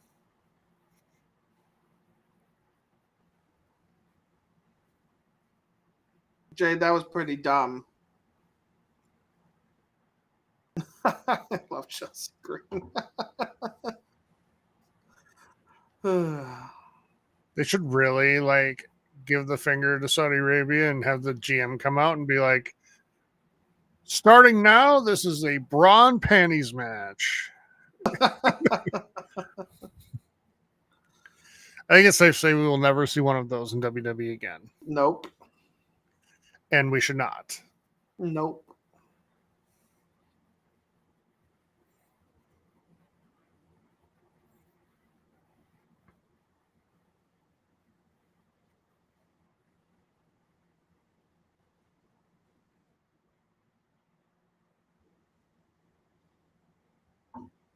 Poor Chelsea.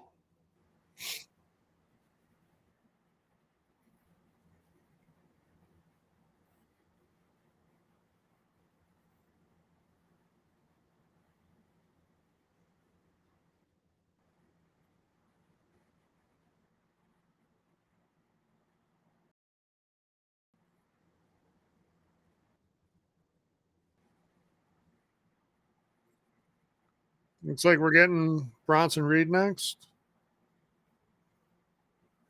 Hmm.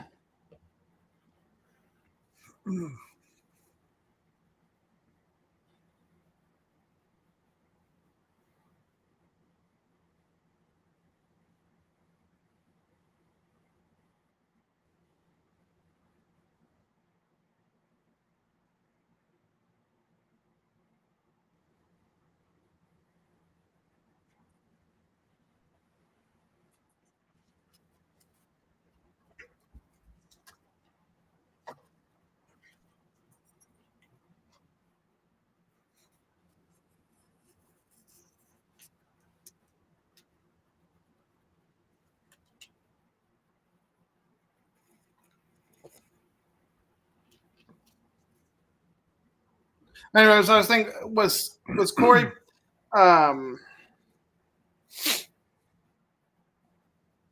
planting the seeds of the fact that they came out like when it was like it's I. Mm-hmm. I think it was. Either that or it's just funny, like heel work from an announcer, Mm. which also I'll take.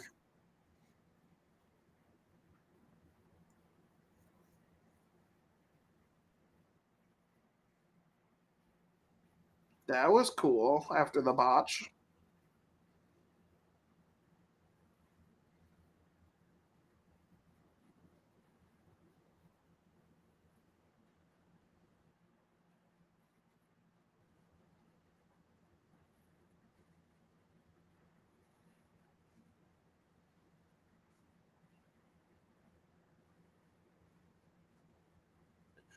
Whenever somebody gets up like that and starts screaming, I just imagine them yelling, "Are you not entertained?"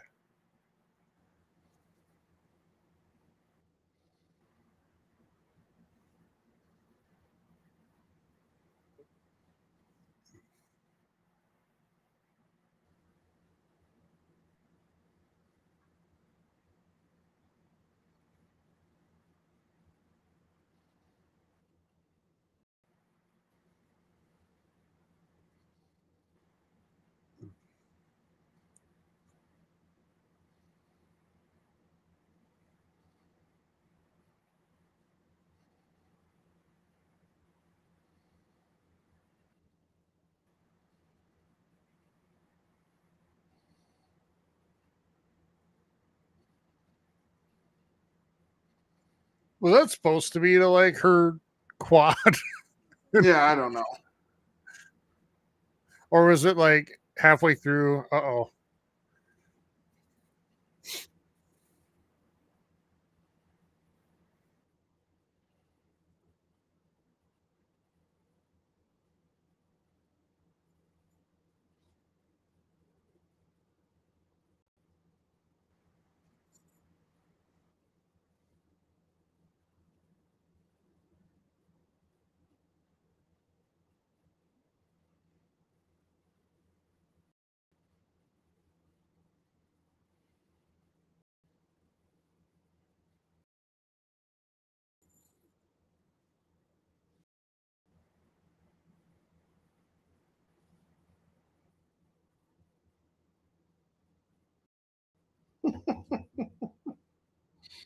Oh, Chelsea.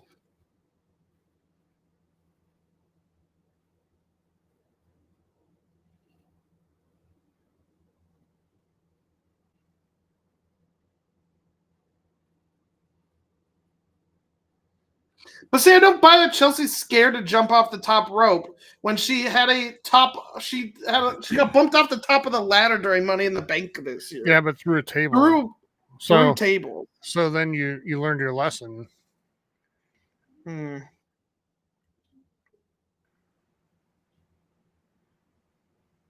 This is not the match really... I expected to hear the "This is awesome" chant. But yeah, also I think that move is really dumb. Also, I think that just climbing on her shoulders is just dumb. Yes. It takes too long, and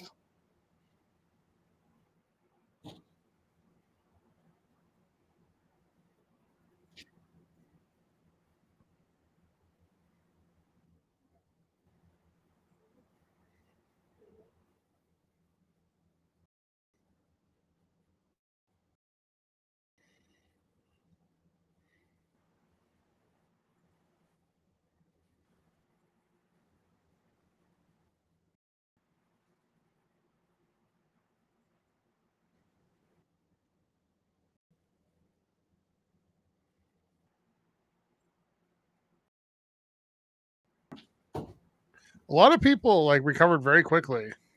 Yeah.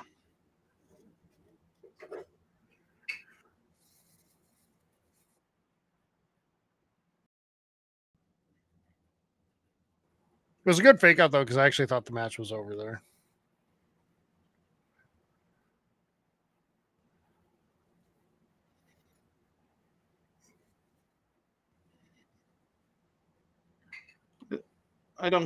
I think she messed that up. Yeah, I think so too. And are they even legal right now? I don't think it matters. Yeah. I mean, I think it's supposed to, but I don't think it does anymore. I just like that the ref's kind of standing there like, I don't know what to do right now. I'm just going to watch.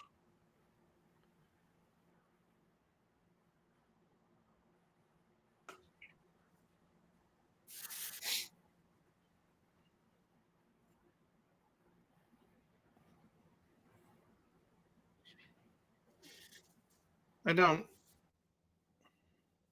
have no idea like who should be in the ring or what's happening. That looked almost like she got dropped on her head. That was a great Michinoku driver. She didn't, which is why it's... Yeah. Piper Niven's good. How does that not hurt the hell out of Chelsea? Mm-hmm. With her knees up like that? Like that, I don't feel like that... Yeah. I feel like that's compressing the back a lot.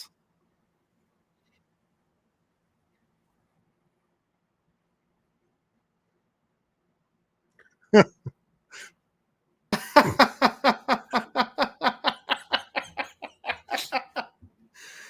my god, I love Chelsea Green.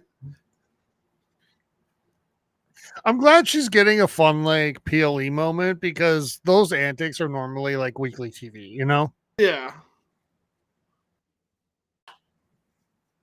And here's the end of the match. Yeah.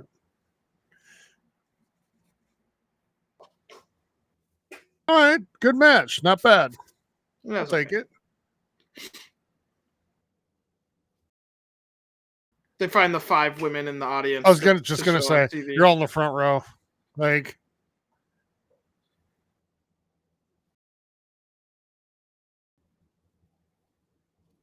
Why does it look like they're upset with each other? Oh.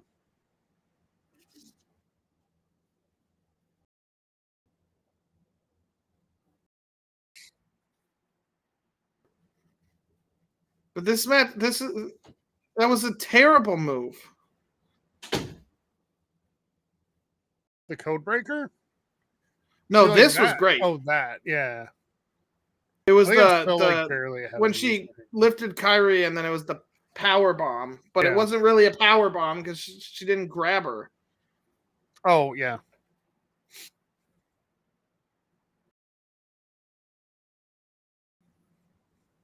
I like Kairi Sane, but I don't buy that. She needs to stop punching because I don't buy that they hurt.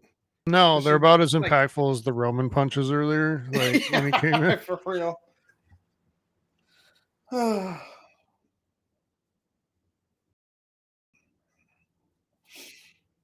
Do they turn on each other before or after the Rumble?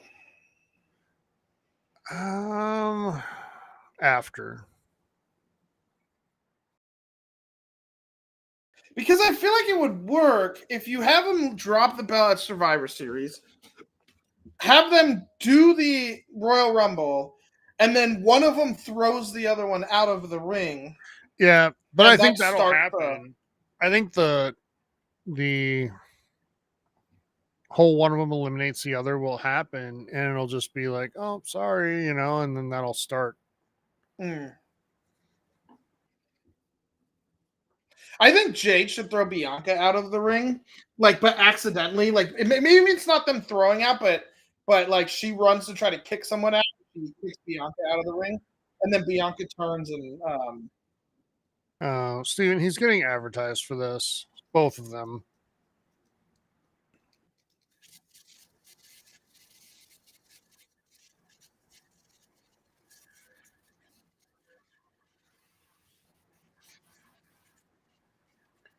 Well, we're getting the answer to the age-old question: who the hell doesn't want to go to Indianapolis in February?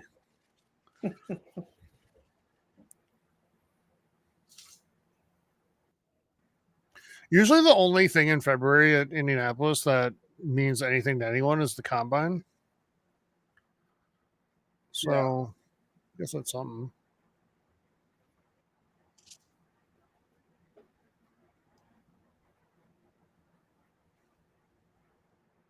That is a cool stadium, though.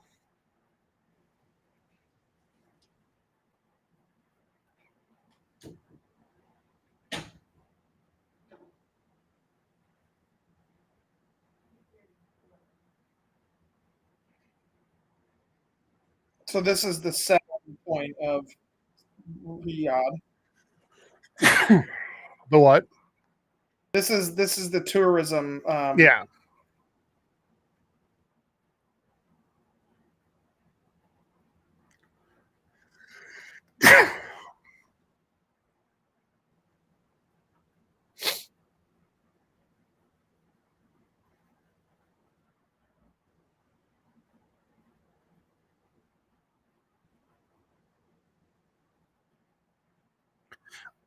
When I was a kid, they brought part of what those things were to the Mall of America and had a huge thing in one of the rotundas showing it. So they had Undertaker's entrance jacket from I think WrestleMania 14.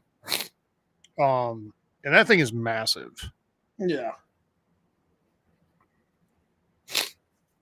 All right, I'll be back in a second. Yep.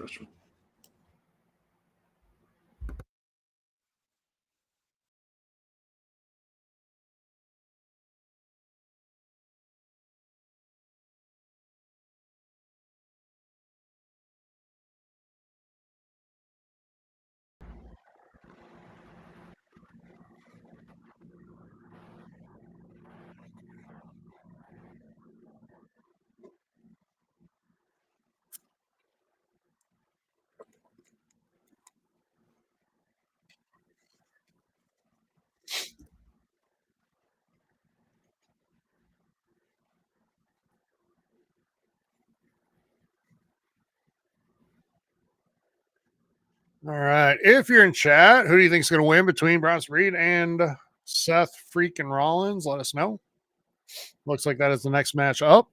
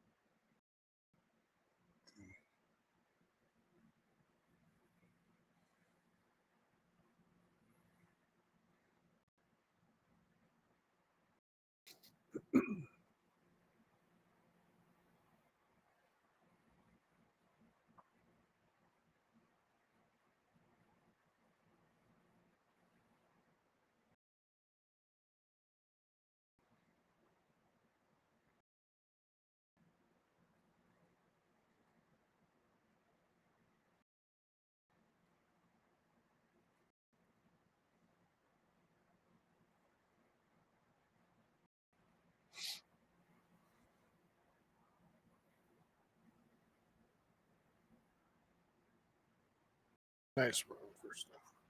I'm watching college football while watching this, so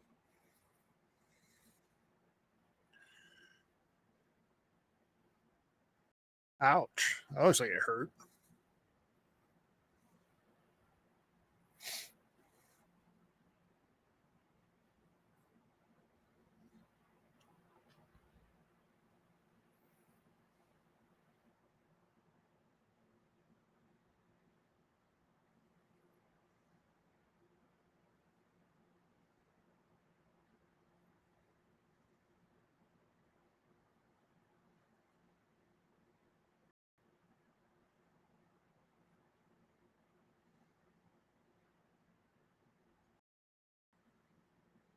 Yeah, we're coming up on Seth Rollins v. Bronson Reed. Let us know in chat who you think is going to win this one.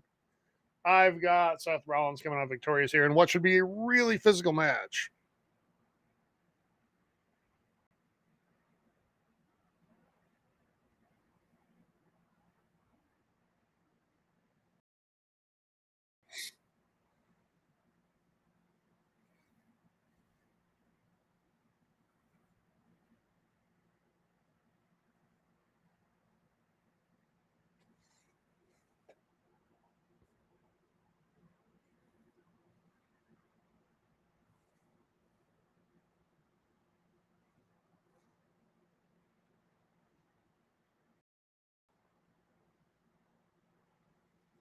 That is an interesting entrance jacket, we'll say.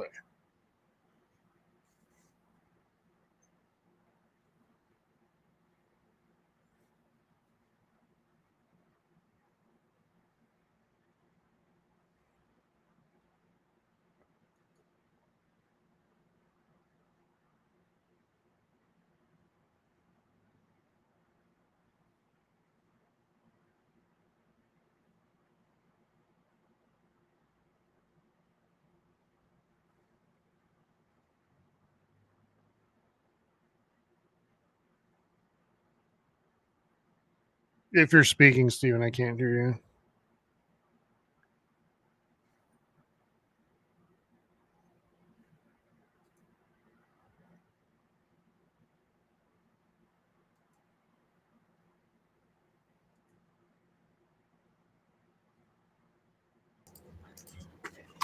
No, I missed the. You did. You missed it. Is Bronson even out here yet? No, Seth came out first. How the hell did I not like? I was expecting to come back to the match starting. Come on. The promo went on forever. So how many? There were 6 matches. I think 6, maybe even 7. We might have missed one in the intro thing here. No, we didn't. So there's. Oh, so this is the match that's not even gonna get started. That's hilarious. Okay, so we were right about one of them. Yeah, there's 7 matches today. What did we miss? We got the gauntlet. We got the triple threat. We did this one, right? Yeah. We did Cody Gunther. We did Nia Jax, Liv Morgan, Orton Owens. Maybe we got them all and I just counted wrong. I don't know. Hi, Bailey.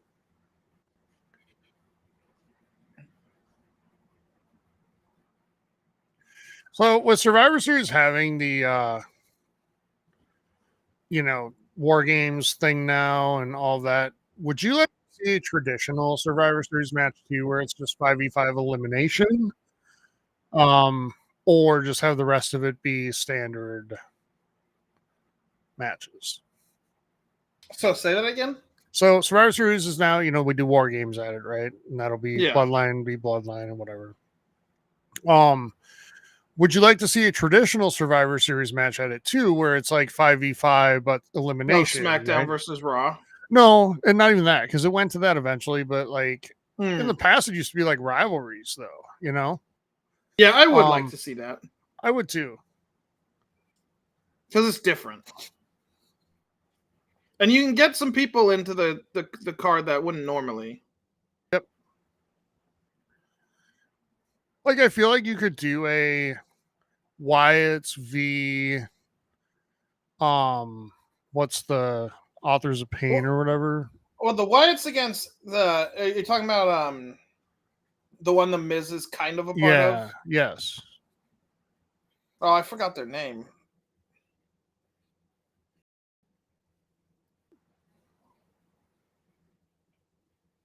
But like that one would be all right. I would take that.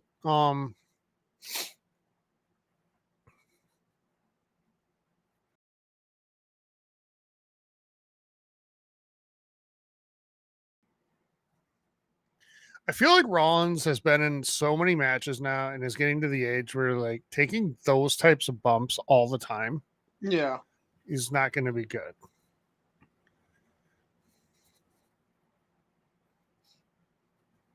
I also like Bronson Reed's ring gear here. Yes. It's very arcadey. It is. Like it makes me think of like Pac-Man. What are they, the arcade cabinet game, Yeah. What was your favorite arcade cabinet game growing up? When Full Metal Slug. Which one? Full Metal Slug, I think, or Metal Slug. Metal Slug. Okay. All right. Did you ever play that? I think so. But I love NBA Jam.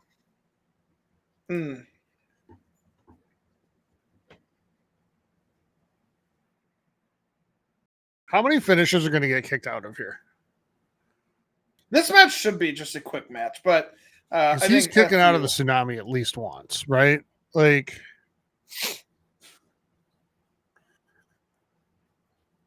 but also like Mortal Kombat was like a great game for the arcade. Yeah, I suck at fighting games. Me too. But you just button mash, right? Like, yeah. I think they're harder on console because there's more button configurations to learn. That's all. There are people that get like a joy. Yeah. Also, yes. What the hell? How are you bleeding already? That's got to be from that chair, right? Or the stairs. Yeah. It might be the stairs. Pedigree.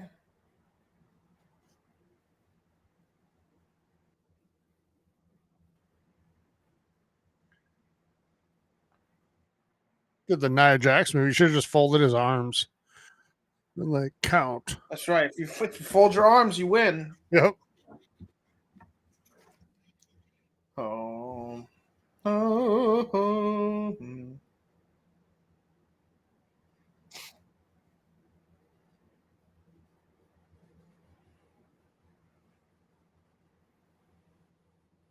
I love how the pants are like half leather and half denim. The coat was too, Steven. You missed it. And I think there's a little bit of khaki in there too. Yeah. Oh yeah.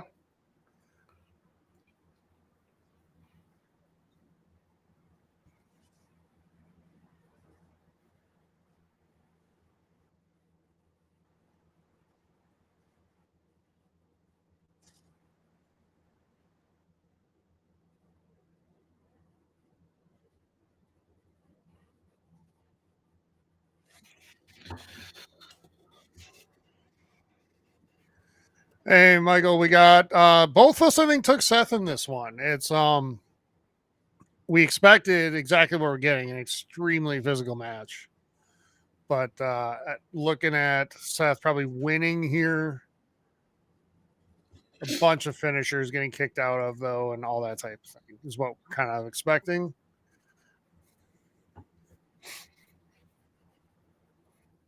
If Bronson wins, it's because they want to extend this thing longer.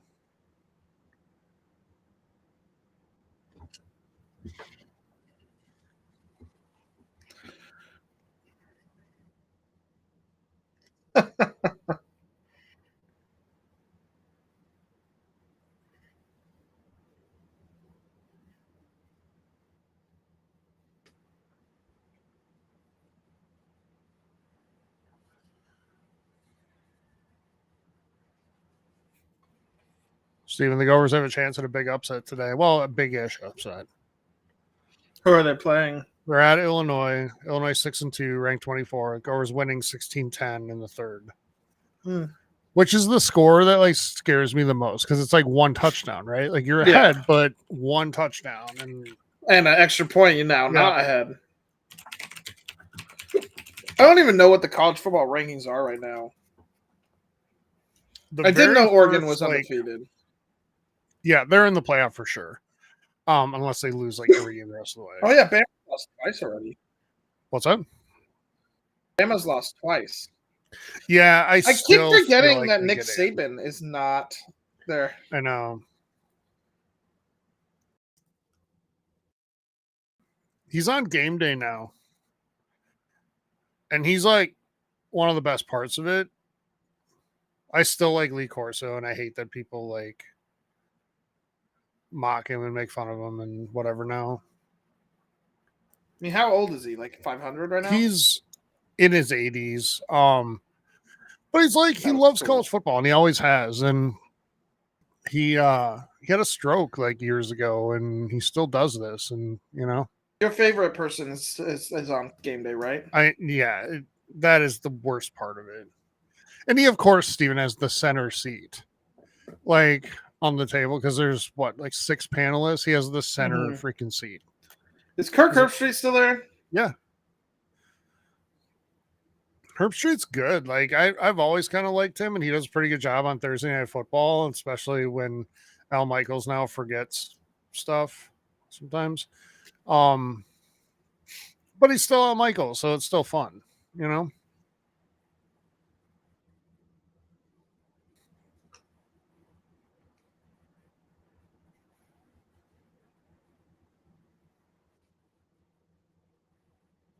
Gotta go to the top rope, Seth. I love this where it's just like, oh, whatever it takes to knock the guy down. Then when you knock him down, it's like, yay, we won, except you haven't. Yeah.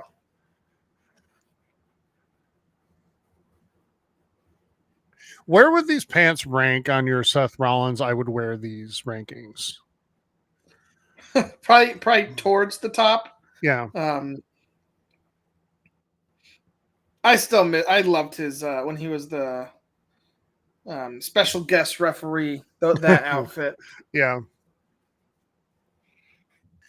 I had my heart set on a cape because I thought he could pull it off.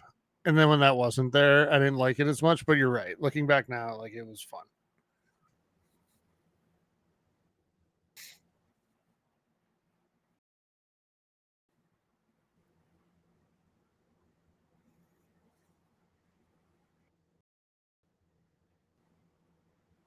What does he have to do to win?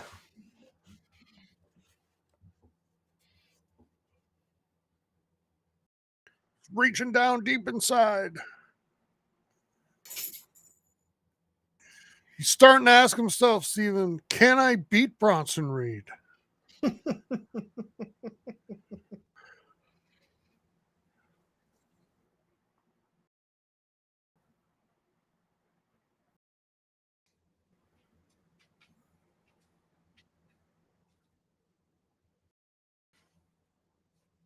I have a feeling though, like we make fun of the stupid shit that the announcers say. But I guarantee you, like if you plugged us into one of those things like at the fan experience where it's like, here, call this match, we would be awful. Like those guys are so good at this. Oh yeah.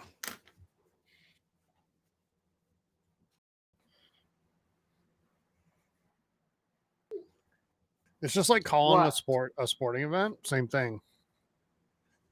That's why that little kid that went in, he was like, I don't know, 10, 12. But he went into the Mets booth this year and called it as if he's been doing it for 25 years. Like it was insane. Bailey, you're fine. Just go lay down or something. Is your dog a big Seth Rollins fan or concerned about the match here? Or? Probably.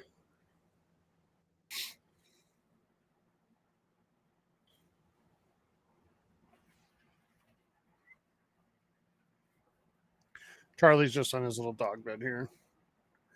I had to get him a new one because last time I went to North Dakota, he had an absolute meltdown and destroyed his bed. Mm.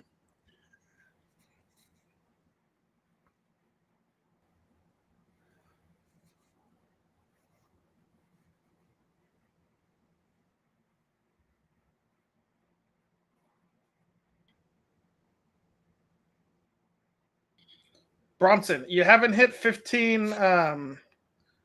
What are they called? They're not frog splashes, but they're basically frog splashes.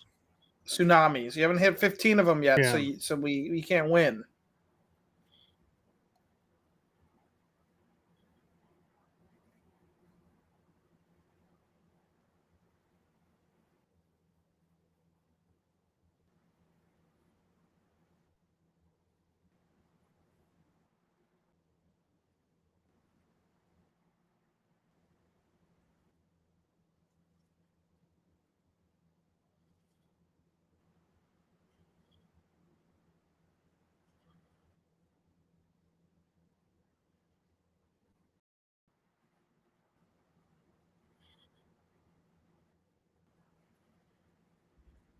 Well, here we go. You're getting your tsunami.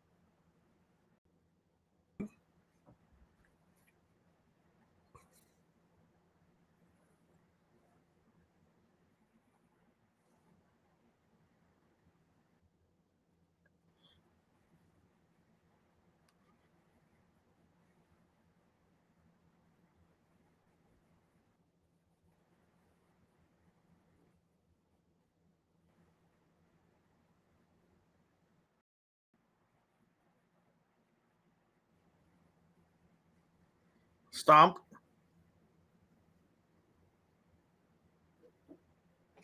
Count them out.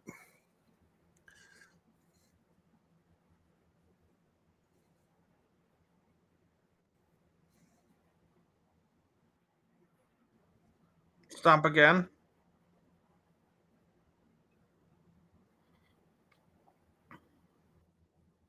Well, you're giving him too much time. No, I think he's going to give him another one. Give him a super stomp. I think that's what it is. He's going to get caught, though.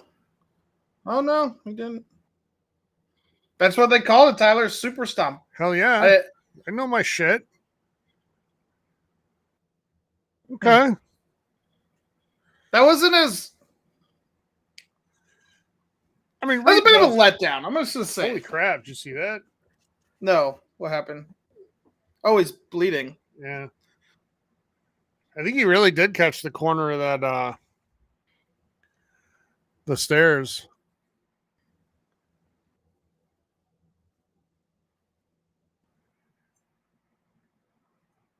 Well, that was a bit of a letdown. Seth is like, not the first eye I've taken out.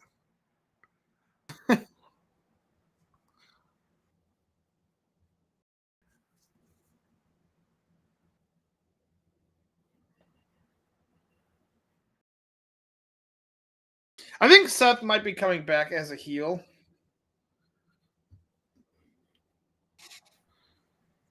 He's going to have some heelish tendencies because if we get the match I anticipate, which is him and Punk at Mania, then I mean, Punk is mostly a face, Yeah. and Seth hates him in character, right? Yeah. So, but you can't have a heel. I mean, I guess you can, but it's hard to have a heel come down to the ring and like a white frilly like thing that he'll have on coming down to the ring, you know, whatever it is, with some like hat that looks like it belongs in like 1700s France, and you know.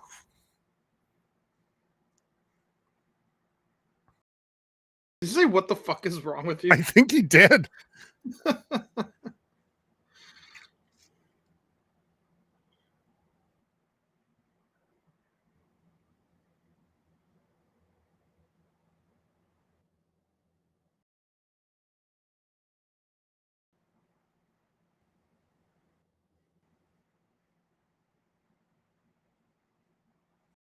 I think we're not done. No. It's gonna be a Survivor Series. You could include them in that 5v5 match if you wanted. Mhm. If you're gonna do that, which you sold me on that. So if it doesn't happen, I'm gonna be I a mean, little there used to be a disappointed. couple of them every year. Like if you go back and watch the old school ones. Mhm. In fact, that's where Undertaker made his debut, was in a Survivor Series match. He was the mystery partner on the $1 million team.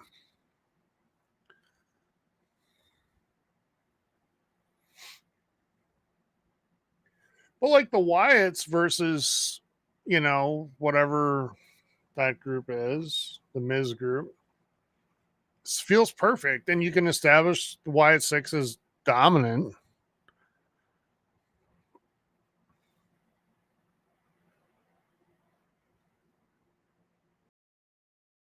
Look what you missed yesterday, Steven.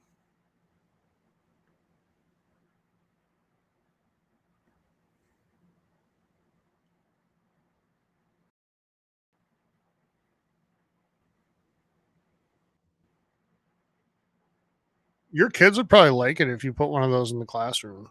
They probably would.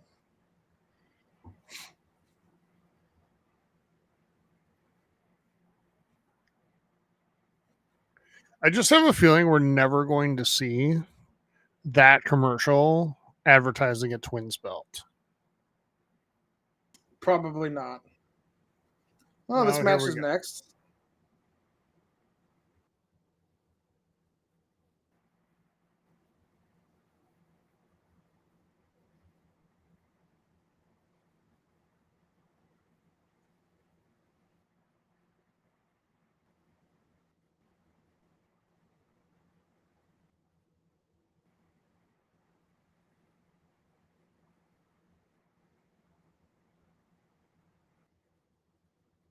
Oh, good. It's time for more commercials, aka the reason I pay more money for Peacock to watch this shit.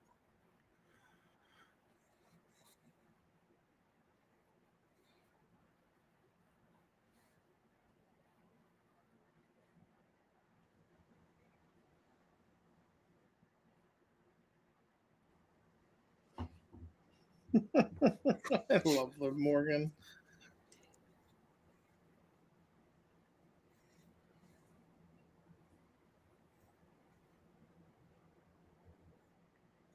Is Dominic Mysterio the best part of Judgment Day?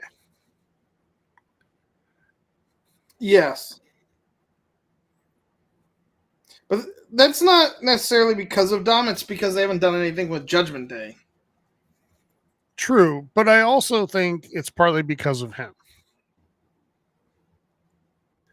They hit on it first. They found something when they did that I was arrested and served hard time angle. Mm-hmm. And just having it be like the over the top, you know, that type of heel. They finally landed on something with him.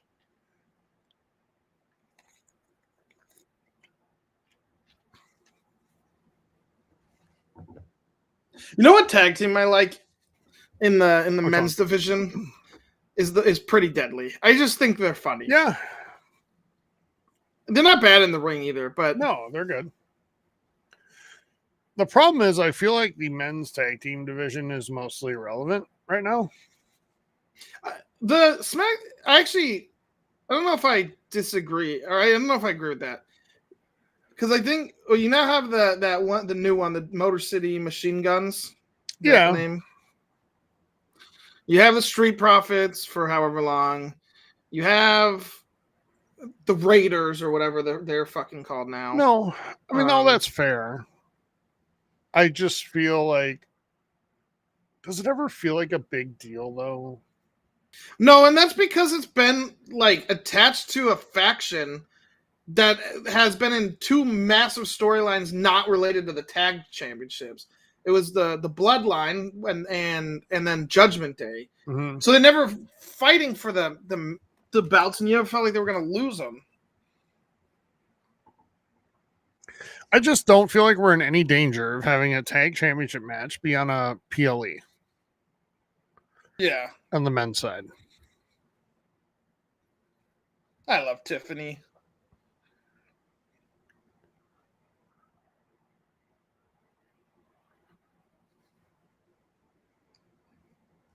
Tiffy time.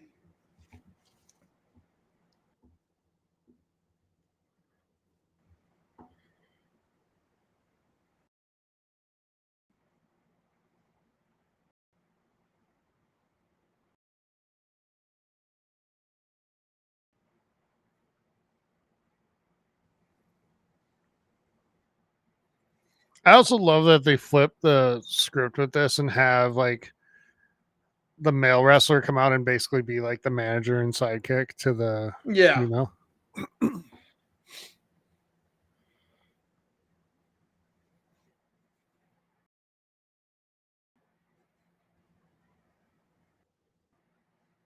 So, question: Do they get to sell? Can they sell this belt like for money for the jewels? Yeah, I kind of don't think so. Yeah, I don't think so. I don't either. think it's theirs. I think it is still WWE's. And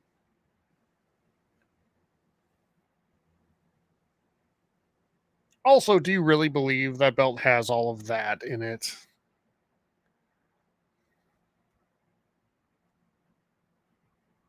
I think it has some of it. I don't think it's all fake jewels. No, I'm sure there's some, but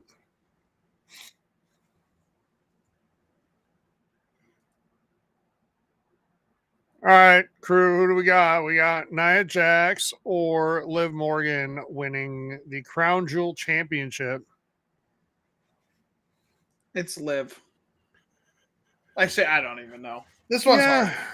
I mean, I kind of want Nia to win it. I actually do want Nia to win it, but I feel like Liv Morgan just gets infinitely more obnoxious in a good storyline way if she has this too. Yes. Oh yes, I would much rather Liv have this belt. Oh, it'd be so fun. Yes, that needs to happen. But on the flip side, if Nia has it, it just makes Tiffy that much more jealous. It's true.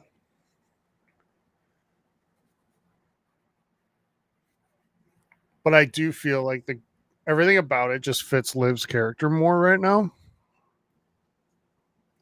I also think it fits Gunther's character 100% more right now. Yeah. Whereas Cody will just come out and be like, I have so much respect for this. Oh, shut up. Like,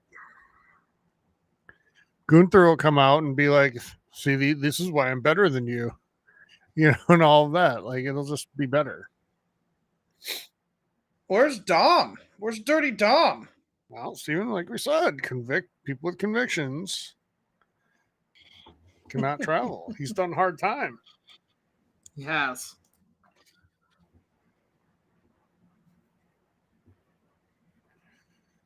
I think like not the best moment of the year, but one of my yeah. But see, one of my favorite moments of the year was when they announced the shark cage and he just started saying, I can't go back there. Yeah. He's gonna be in a cage. I can't go back. I can't go back.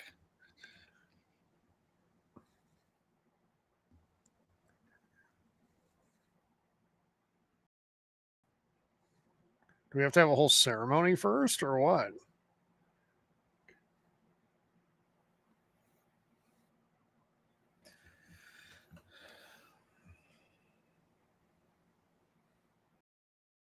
Oh, they're really trying to make this a big deal.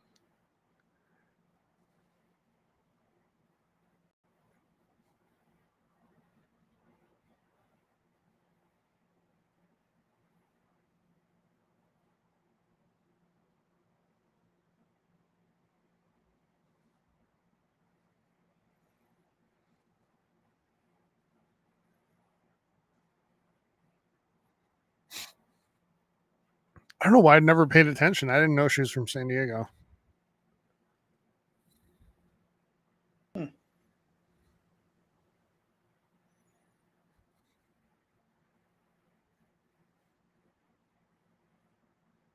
New Jersey absolutely makes sense for Liv Morgan.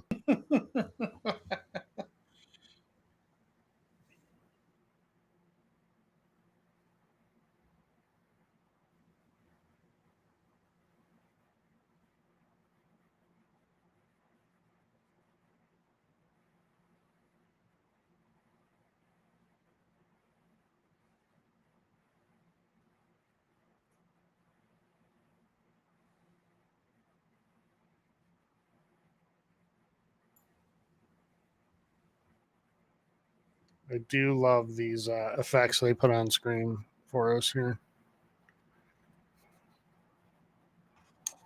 That is pretty fun. That looks like something out of a video game, like Tetris Effect. Yeah, or a rhythm game.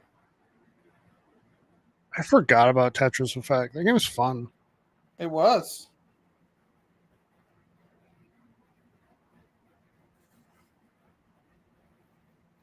Have you warmed to Veilguard at all? I kind of. It started opening up now. So I'm a little bit more interested, but it's definitely more an action game than a Dragon Age game, and it's a good action game. But I like Dragon Age, Sure. so it's sad when you get a Dragon Age game that's not a Dragon Age game. Sure.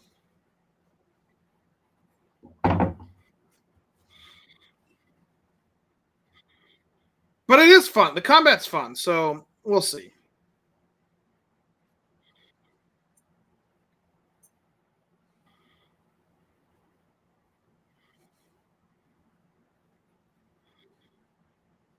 So 3 matches after this. Mm-hmm.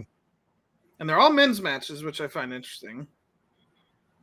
Yeah, I think we'll get triple threat next, Matt, right? Oh, see, I thought it should be the opposite. I think Kevin Owens and Randy Orton, then the triple threat, and then the Gunther match.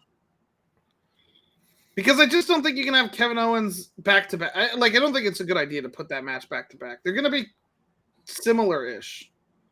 That's true. Well, triple threat's going to be very high flying, where both of the other 2 matches are going to be more like brawls. So I think it's good to. Yeah, that makes sense. That'd be the way I'd book it, anyways.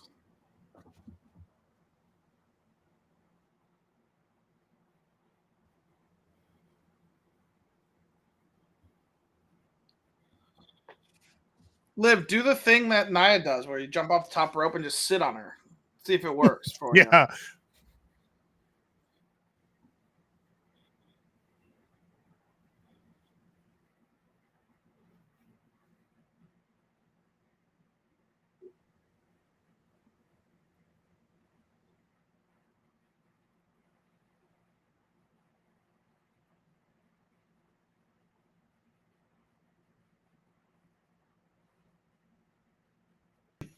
At what point do we start getting the crew out here? The yeah, I think Dominic's, in the next probably 10 minutes. But more so Raquel and Tiffy. Does she cash in? I don't think so. I mean, I guess you can't ever say no for sure. How much longer can you do the am I gonna cash in? Am I gonna cash in on you, Nia? thing.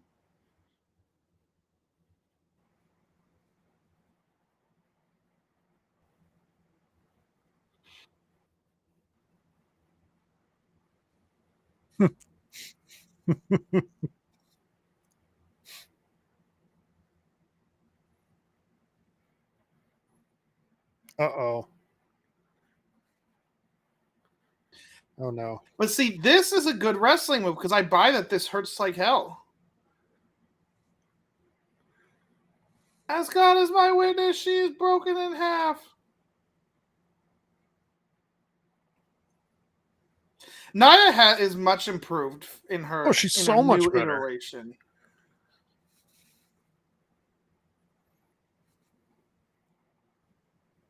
And I'm happy for her because everything I've heard is like she seems genuinely nice and she really, really wanted this, you know?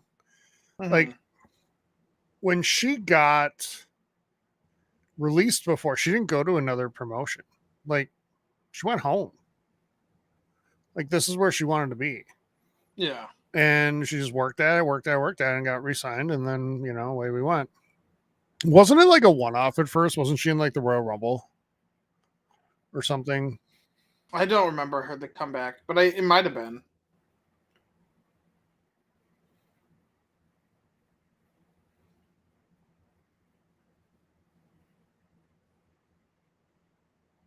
That was, Her arm looked like it was going to break there. yeah. Oh, It looked like it was getting awkward. stuck. Well, Not the first one I would have guessed would have come down. Don't do it. Just stand there.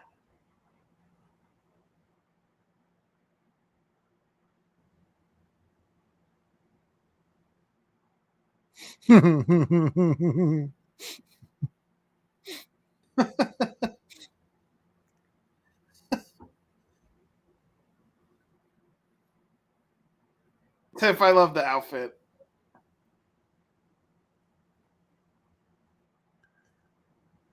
the kid. It was Liv, not you. Liv, not you.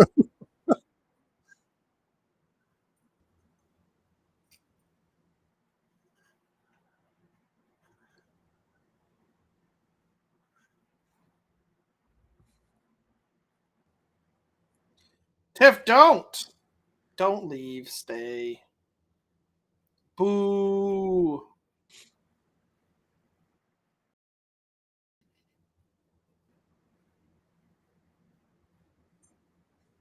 Dude, this is like WWE 2K24 when I do like the same move over and over and over. Yeah.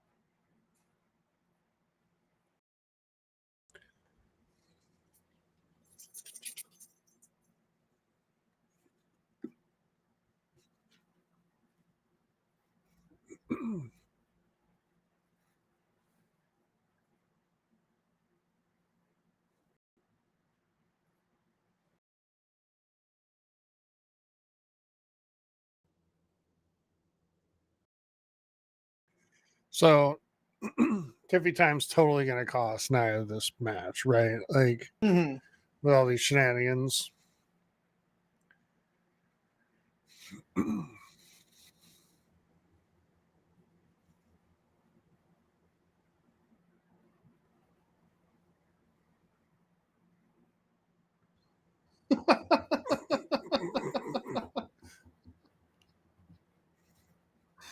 Oh, Tiff is fun. This is when wrestling is fun. Yeah. This is what I was saying. I was excited for this match. I don't know. I just thought it would be shenanigan-y. And when I'm looking at a pay-per-view or PLE in Saudi, like I'm not expecting, you know, the Cody what's it called? Like Cody Roman WrestleMania type match, you know? Yeah. Like we're not usually getting one of those.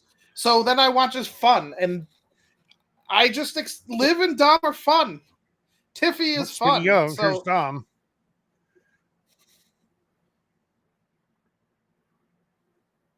didn't expect it to end that soon, but you know No, what? that seemed really. This was a fun match. I don't care. It was fun. And Liv's gonna be so obnoxious with this belt, and it's just even better. And Nia's going to be super pissed at Tiffy. So, yeah. What I love, and I know I said this before, I think off air, was, or during our predictions video, was like, I do love that Saudi has stopped being this event where we pray all the Attitude Era people. Yes. To do matches, you know. And it's actual current talent having matches that matter in the storyline. Yeah. So that part's good.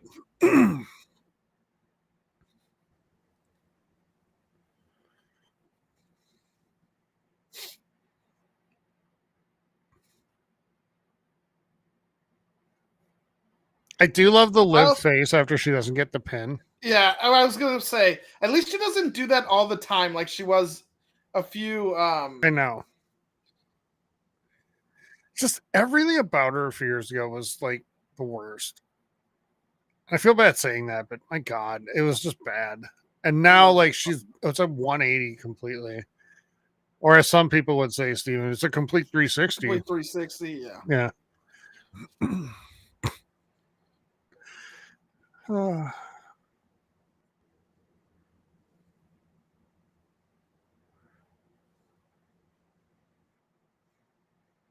The belt's as big as she is.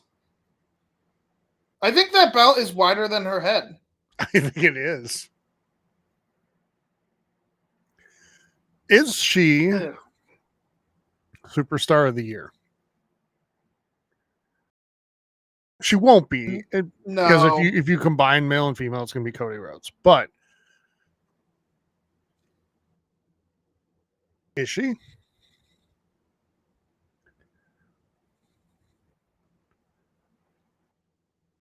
I mean, no. Maybe for women. Because here's the argument I would make. God, see, I came from 3 years ago. Me is like, what the fuck, right now? But no one has forwarded their character more than her. Yeah, I remember when she was part of the the Riot Squad. Yeah, because that's about when I started watching again, and so it's been a big change. Liv. She's not only in the main event picture now, what she was before, but now she's believable in it. And like everything she does makes sense for the character and helps build other characters around her. See, main event is a pay-per-view. Yeah, it's I think not we need what to. it is. Yeah, I think we need to do a thing there. Are you gonna go to one of those too? Like, can I ask a question, Steven? How many WrestleManias do you need to be victorious in to now be knowledgeable about politics enough that people should give a shit? The limit does not exist. Like, goddamn! Like, no one gives a shit what you think.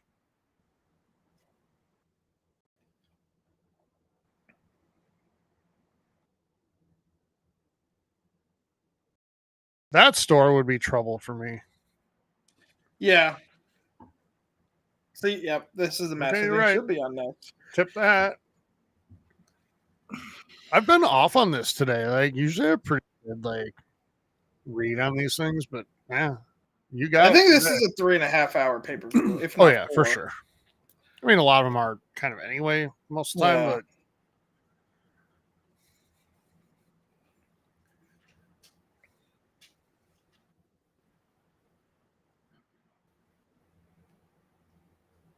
Cody's like, "Don't you walk away from me.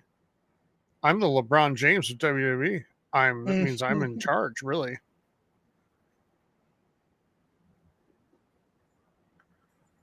Speaking of Steven, your squad not bad start to the year. They like score like a goal a game, so that's where their problem is. No. Like the Lakers. Oh yeah, they're a 4-1 or 5-1. Yeah, they're good. When the Wolves lost to them on opening night, I was like, okay, well, Wolves had a like shitty night, which they kind of did, but also I'm starting to think now it's just, the Lakers are good. Yeah. Wolves had a big dub against Denver last night. Came back late. I think the Lakers could easily be undefeated. They blew a big lead in the other game. I'm still not sold that the trade the Wolves made was a good trade for them.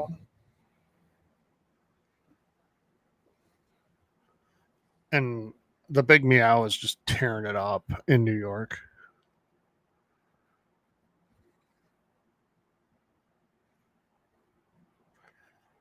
The Festival of Friendship KO turn on was. Is that the Jericho? Yeah. I was gonna say, wasn't it Jericho that put Kevin Owens on the list?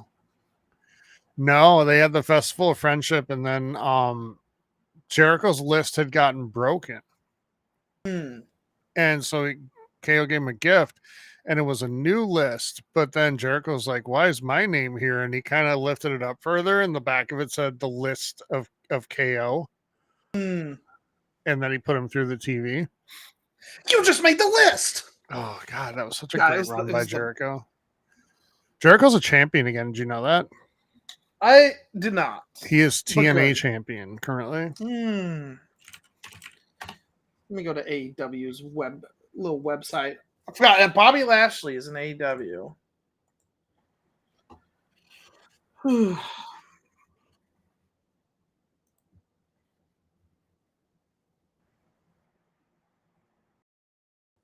So Moxley's still the world champion. AEW, yeah.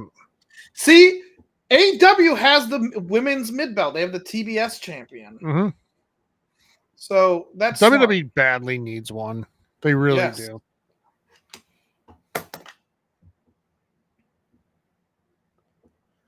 Because, like, wouldn't that be a perfect type belt for somebody like Tiffany Stratton to have right now? And just be like polishing the ability to be a main event star.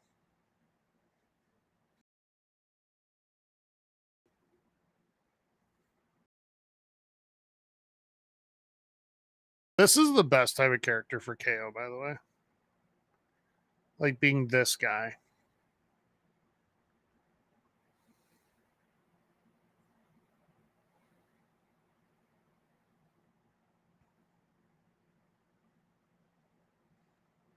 Part of the reason I was so unsure of what Sammy was going to do at the beginning was because Sammy makes a really good heel too. Yes. When he was conspiracy theory guy, it was so much fun. He had the fucking guy following him around doing the documentary for a year to reveal the truth.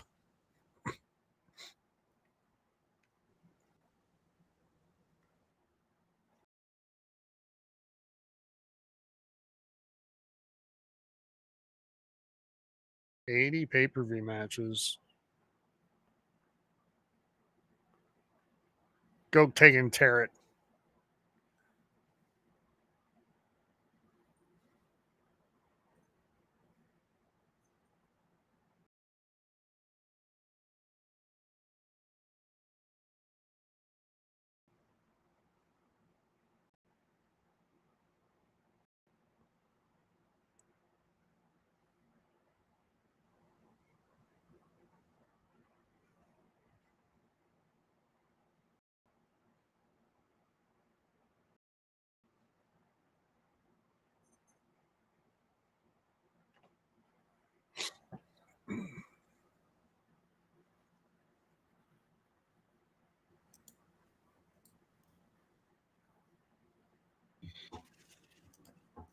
Shouldn't Graves be taking a different angle right now? What's he saying? Because he's like defending. He's not defending KO.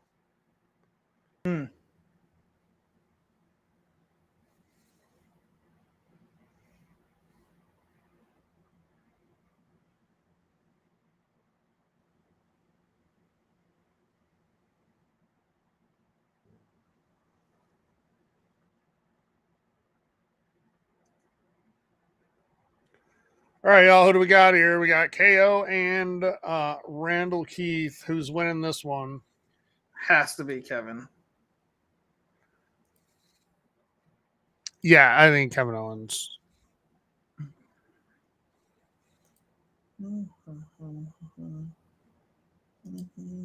And I do think now's a good time for Randy to take a couple months.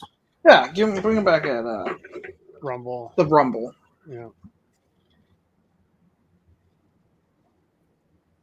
Because he's going to have like 15 matches with Cena in 2025. So give him the rest. I think they should have one and only one. Yeah. They talk to me. They tell me things that I should do. They tell me things I'll do to you. They talk to me. Talk to me. Maybe we should do this too, Steven, for the first Netflix Raw. Yeah. And then we can break down the beginning of the Reign of Terror. You're so excited. I'm so excited. Half of that statement is true. Yeah. Like, am I going to get nostalgic? Sure. Especially you'll love it.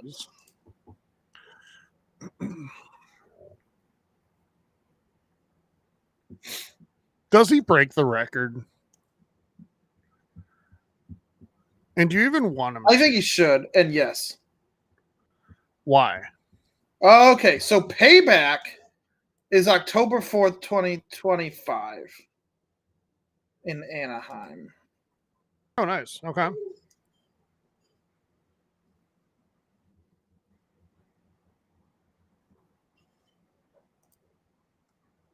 I think. I know they said Payback was going to be later, so that makes sense. And in Anaheim, that's cool. Is it at the Arrowhead Pond? Yeah, that could have been a fantasy. I'm trying to figure it out.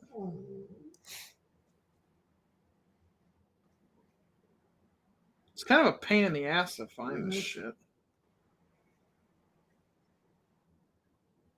It's probably too early for it to be on Ticketmaster, or is it? Or maybe that was just a fantasy booking. Never mind. I'm hoping that's the case. Or that it's real, but.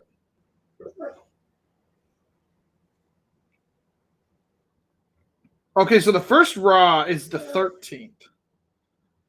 That's the first Netflix one? Yeah. Okay. Lay down.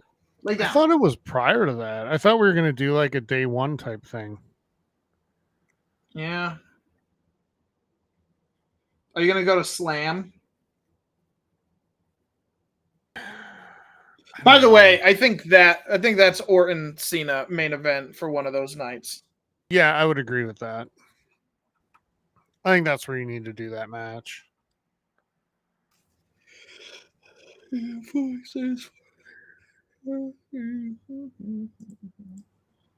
When is Easter this year? Also, if you're going to have Cena win the title, it has to be with the idea of putting over someone in mind, like in a massive way. Why? Well, hilarious. What? So WrestleMania Night 2 is on Easter Sunday. Oh.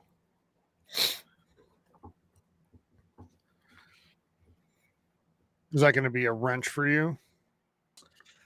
Maybe. Probably. Plan ahead, Steven. Talk about priorities.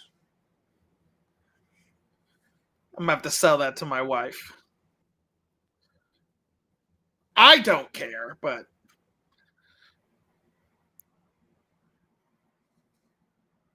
Just say we'll just celebrate the weekend before. It changes every year anyway, so you never even know.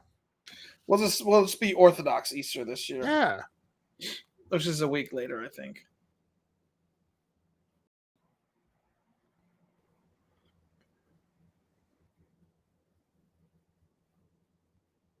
That's really weird, though, for it to be on Easter Sunday.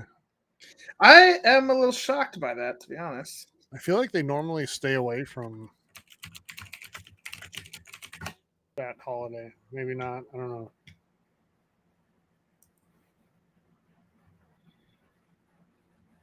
mean, it is in the city of sin.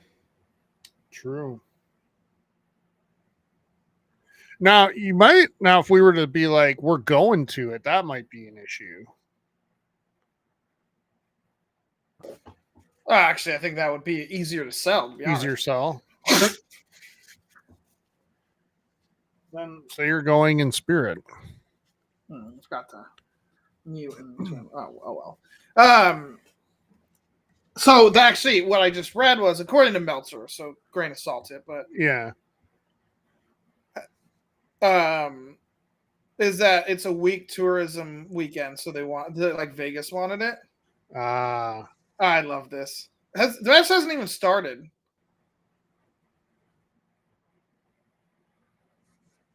That's why he could do it. Oh, here so is this the match? Doesn't actually like happen? It could be. That was a weak chair shot, Randy.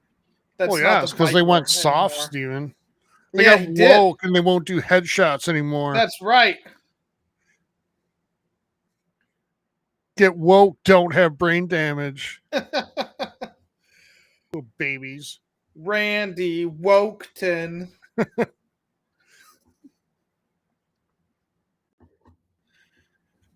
This is fun, man.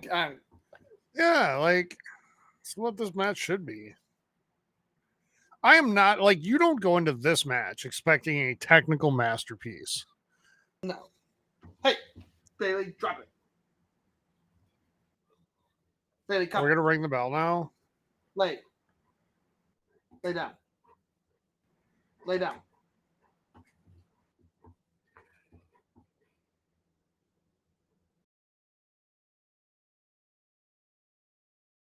And arcade. Oh.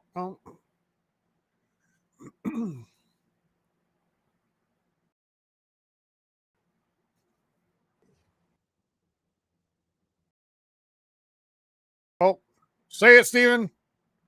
Vintage Orton. There you go. When are we going to have the GM versus GM match?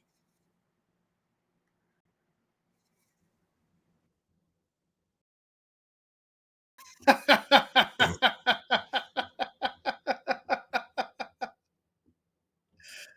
love it.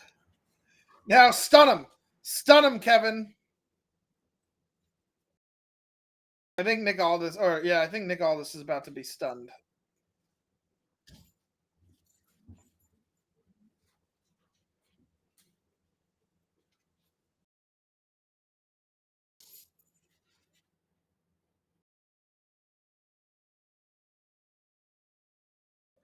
Orton's got some more shots than I thought he would in. Yeah.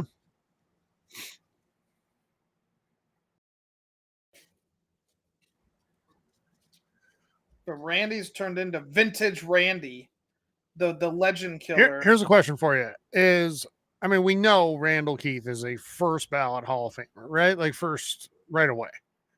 Is Kevin Owens a Hall of Famer? Yes, absolutely. Yes. If the Great Khali is a Hall of Famer, Kevin Owens is a Hall of Famer. But like, is he a right away Hall of Famer? He should be. Kevin Owens is one of.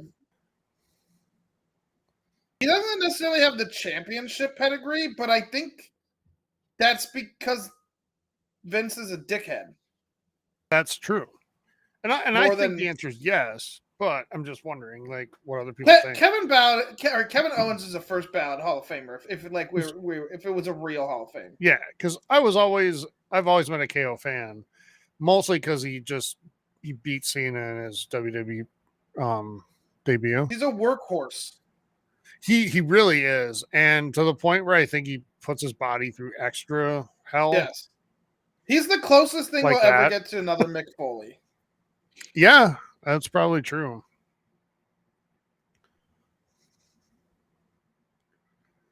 See, what I love about this match is that the biggest thing they're selling is that they just don't like each other anymore. They're mad. Yeah. This isn't even about winning a match. I don't care.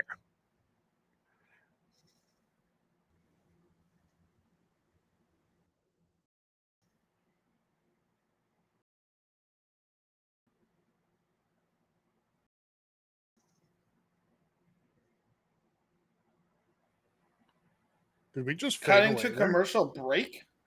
Are you effing serious right now?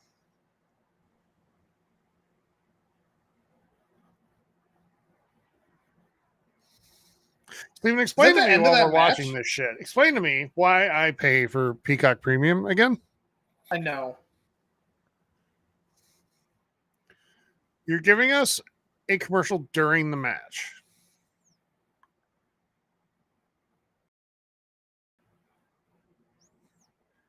Pretty soon, Steven, we're just going to. Hey, Steven, did you know SummerSlam is happening this next year? I'm shocked. I never guessed it would have.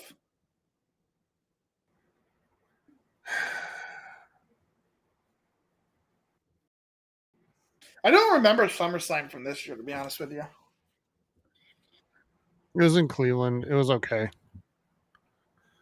That was when Logan Gunther won dropped the title. US, I think. Yeah. Oh, yes. Oh, that's right. And Damien Liv won. Yeah, that's the double turn. What is happening? Like, did somebody get actually hurt there? Maybe.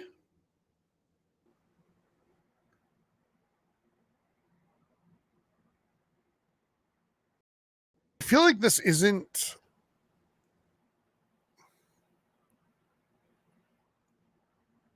Yeah.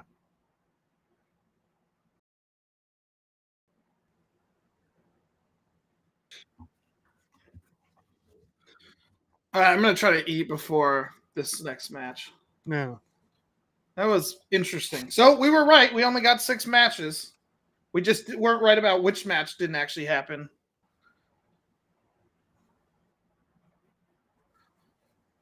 But that was so confusing, though.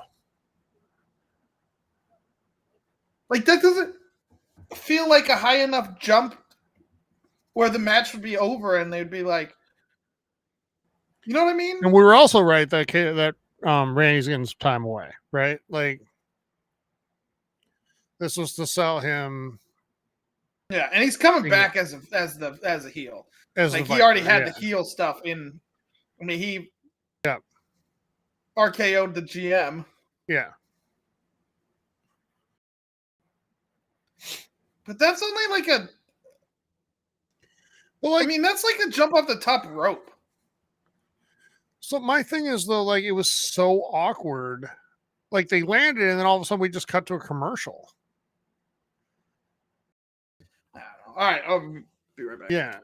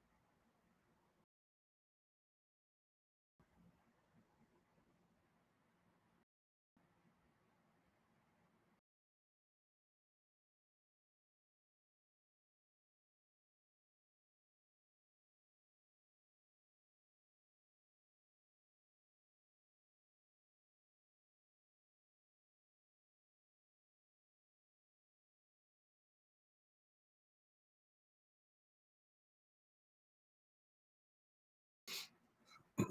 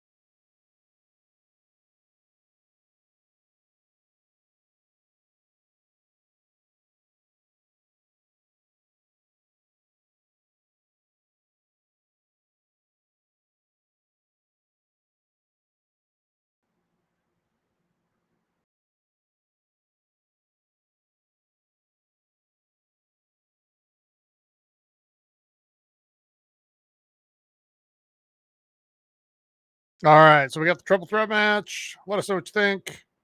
Are we going to see LA Knight, Carmelo Hayes, or Andrade come out on top?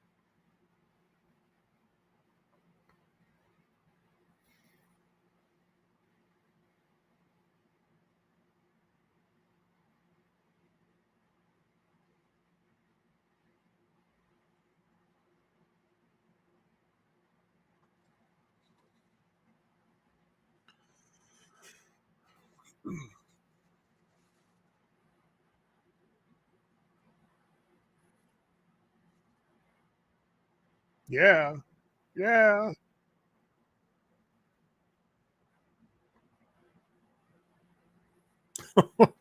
Ripping the Dwayne Wade statue.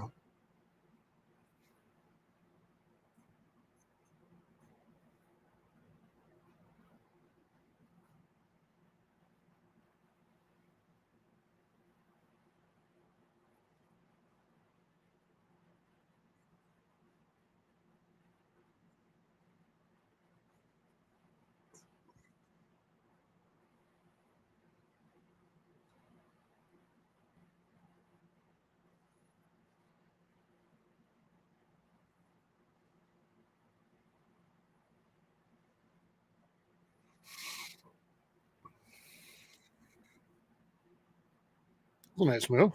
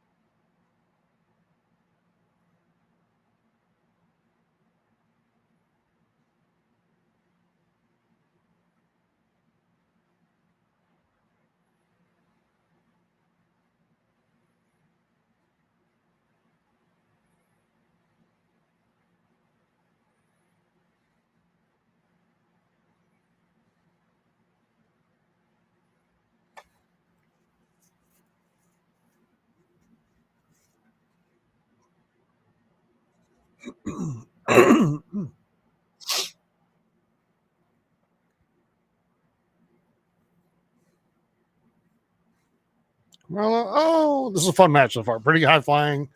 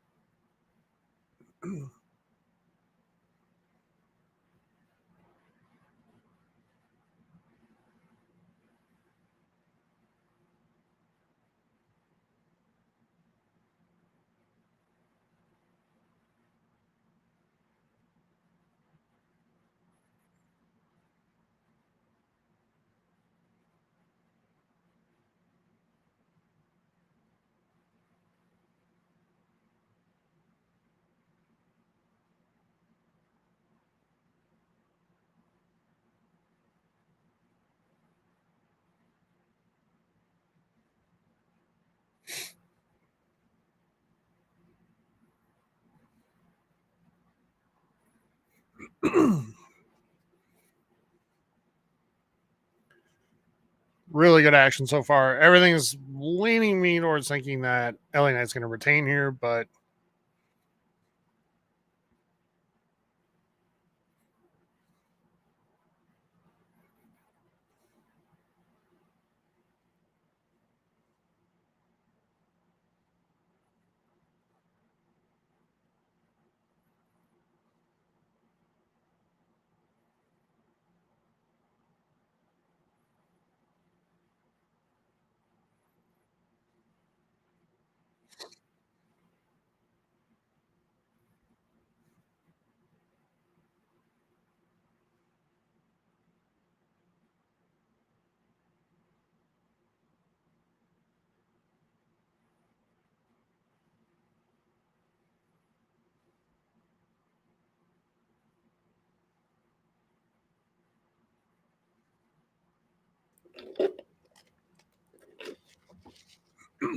This match has been fun.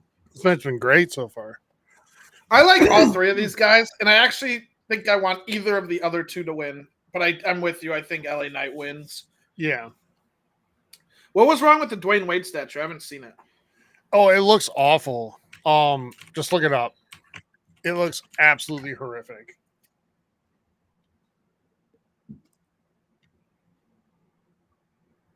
Huh. Yeah, it's not great. It is not.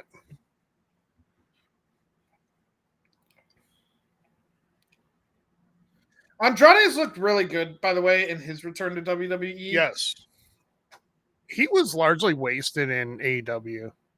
Yeah, he was largely wasted the first time he was in WWE. Yes, he was.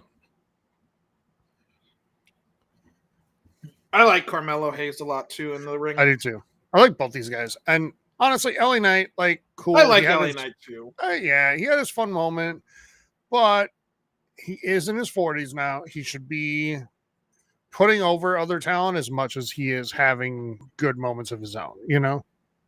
So, Yeah. Oh, Gover's got the win.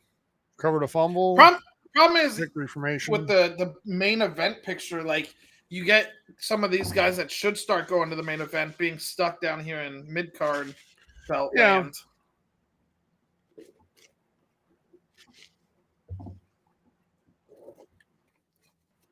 I think, though, like, let's see.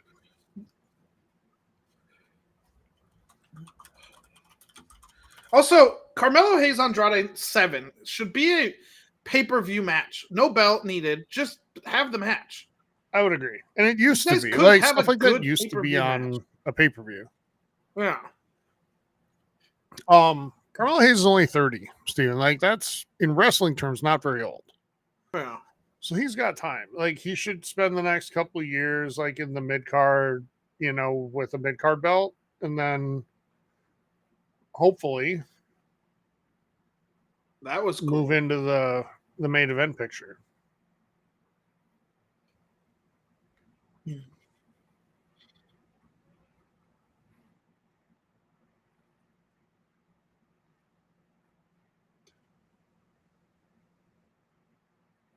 Carmelo, you're gonna ruin your back. You do leg drops like that. Ask Matt Hardy. Yeah. Or Hogan.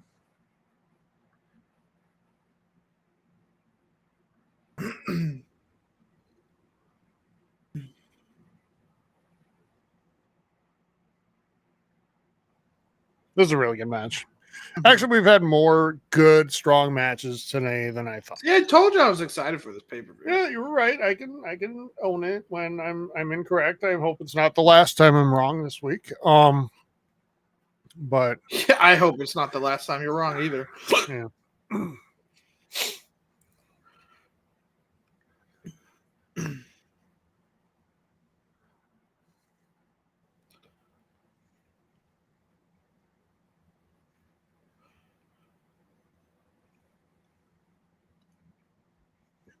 That's such a cool like sequence. These guys are really good together. Yep. I figured. I hope it's not the last time we see these three. Yeah. I'm gonna put my plate away. My big takeaway here is both the other two showed they belong in these matches. Like,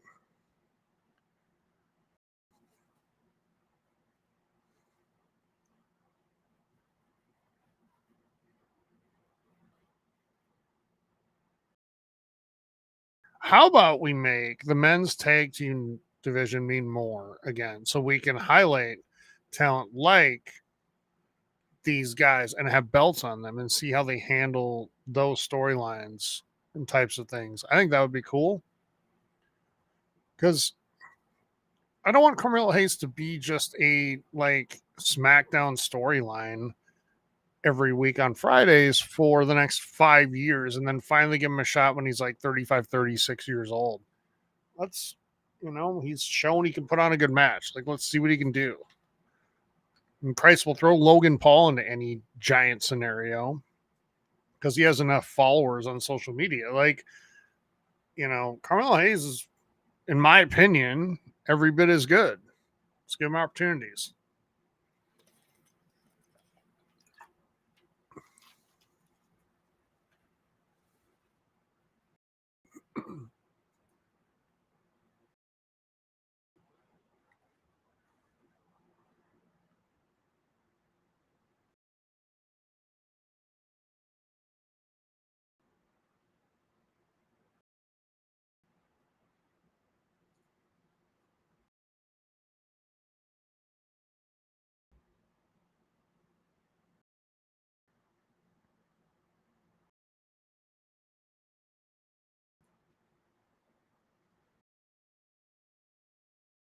I'm muted. I have this feeling it's actually going to be Cody against Dwayne at Mania, and it's Roman Cena at Mania as well, not in a main event match. Well, like, why would Roman need to fight Cena? Just to have the match. I feel like that's a total waste, though. But I also would say you can't do just bloodline shit for the next year, although it hasn't stopped him for the last 4. So, like, who knows? But 3 p.m. Is that the pre-show or the for what? For Survivor Series for War Games? That's got to be pre-show. Is that 3 p.m. Pacific? Yeah. Yeah, it's going to be a 4-hour show. So I should drive up there and go to it. You should. Dude, that's one of the cities I would absolutely love to live in. Yep. Even though in that shot, every building looks the same. Yeah, also not so nice. But the area is gorgeous, and yeah, it's super expensive. What'd he say? No, the kid in the background, he was like,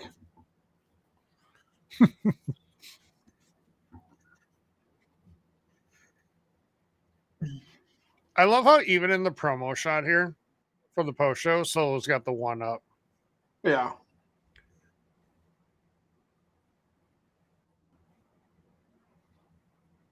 At least they're not advertising Randall Keith or KO for it. Yeah. Oh, I'm all aboard this match. Oh, that's so exciting. That's gonna be so much fun. It is. One of those things is not like the other, but Yeah, Sheamus. Look at that fucking thing. My God.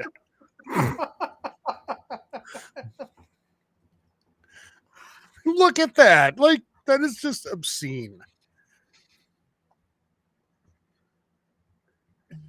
I think Cody's the thing Cody was saying in his interview at the beginning of this show is exactly why Cody has to win. And it was like, this, I have the big belt, but if I lose, like Gunther now, who's the winner of the Rumble challenge? If I don't win, I'm not the center of attention anymore. Yes. What is the chances Dwayne wins the fucking Rumble? Could happen. I could also see, because, you know, Dwayne, it's very unlike Dwayne to be petty. But now that we're having the reign of Cena terror in 25, Dwayne might be like, I want this to be about me. So I'm going to take as many opportunities to make it about me as possible. Mm-hmm. And I could see something like that occurring.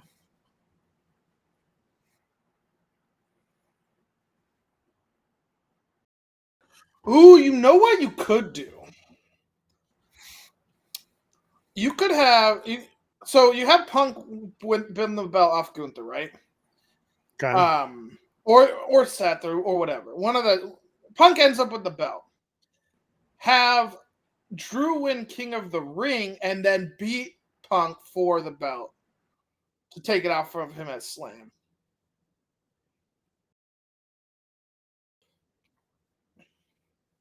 Yeah. I just one thing Punk at, that they've been doing lately is, and by lately I mean the last couple of years, is not using things like the Royal Rumble to drive like a temporary storyline. Mm-hmm. Like who wins it, you know? It's been to propel someone into you know, a role or stardom or something. But it has to be Punk or Cena, assuming our but even Cena, correct, I just feel like is temporary. I get it. I know it's massive ratings. I think Cena against Roman just in a match at Mania would be. Have they had a match? They've had wrestled, right? Yes, they have. Yeah. Cena was in the long, long list of people who tried to put Roman Reigns over before he became Tribal Chief. And then Cena challenged at SummerSlam during the Tribal Chief's reign, if you remember. I do remember. Roman and Cena have faced 11 times, and Roman's 11-0.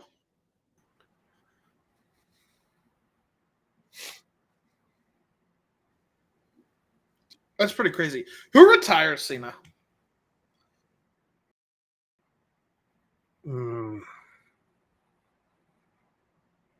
Like, we're all going to know it's his last match, so I feel like it's going to be someone that he like really likes and respects. So you're probably looking at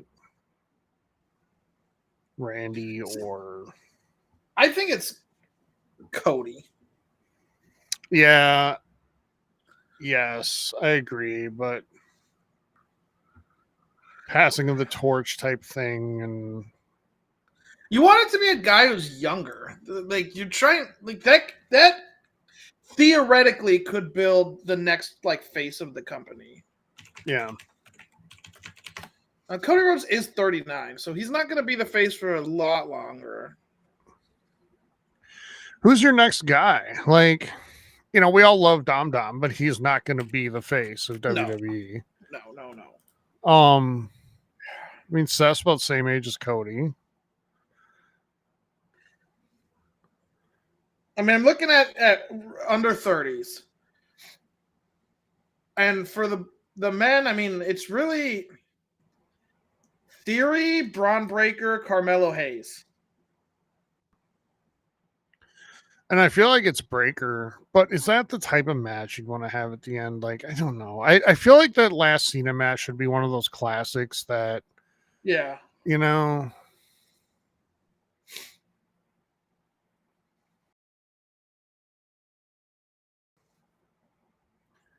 it's like Shawn Michaels' last match was Michaels Undertaker. It wasn't Michaels Umaga. You know, they were able to put on a great main event. Yeah.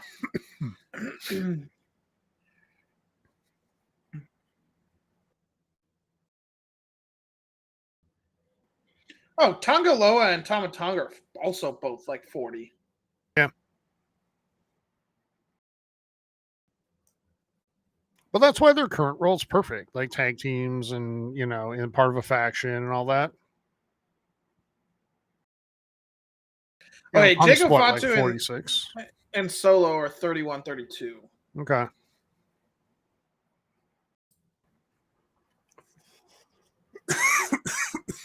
I feel like the new Bloodline is turning out to be a Nation of Domination type situation where originally Nation of Domination was a vehicle to propel Ron Simmons, Farouk. Mm-hmm. And then they put Dwayne into it to kind of save his sinking career because he was sinking. And he became the rocket ship, you know, inside of there.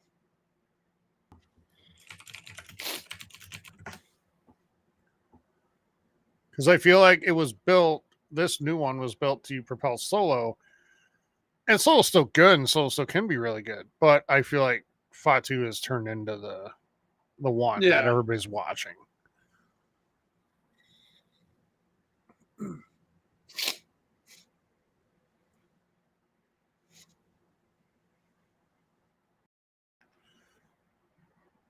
Tell your wife soon she can have her pick that you can. I did tell her. No. Already. Hear me out. She can have her pick between you doing this for WrestleMania on that day, or you getting that neck tattoo.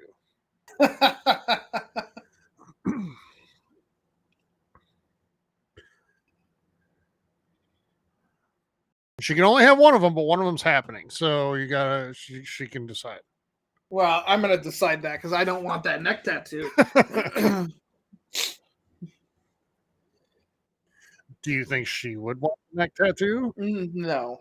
See, there you go. Like, but it's fair because you're giving her the ability to make that decision. Yeah.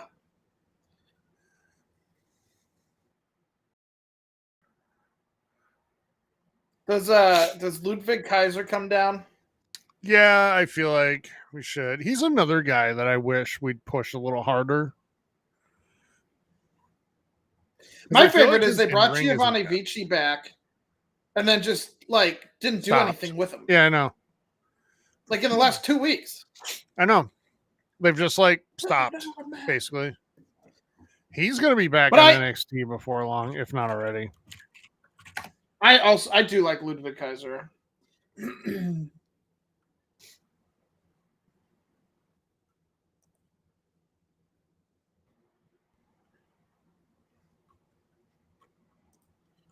Poor Baron Corbin. Honestly, at this point, it's the best thing for him. Like, I know it sucks. Yeah, I know. But they never, ever used him right, and he was never able to connect with the WWE audience. He just needs to go and have a totally fresh start somewhere.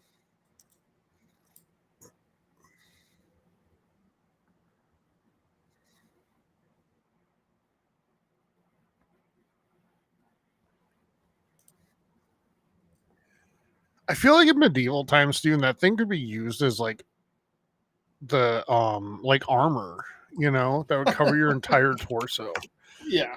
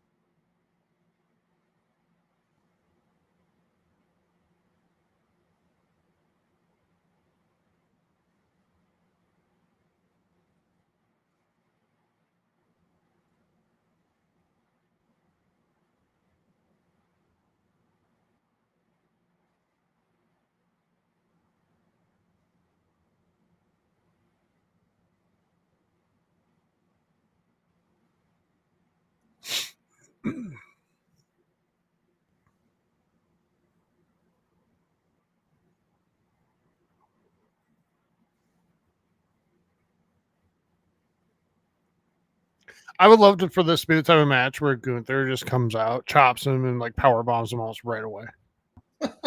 Seriously, like to put that doubt in people's heads, you know? Yeah.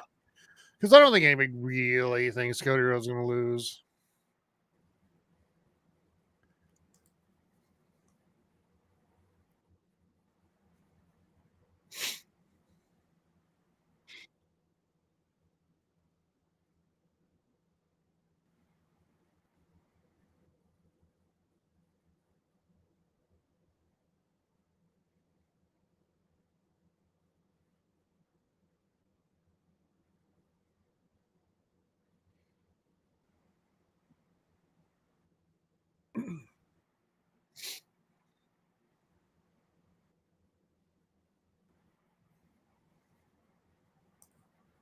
By the way, completely like off topic.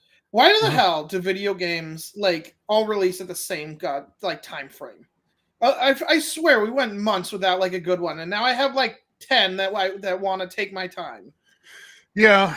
I'm not kidding. There's actually like I think after this week there'll be 5 because I have Factorio, I have Metaphor ReFantazio, I have Dragon Age, I have Call of Duty, and then I'll have Planet Coaster 2. I don't have time for all of this.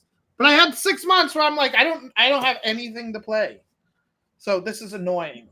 You want the real answer? Because there is an answer. Yeah, I know. It's to make money on Black Friday. Well, it's not even to make money. It's because, like, I mean, they're going to make money on them anyway.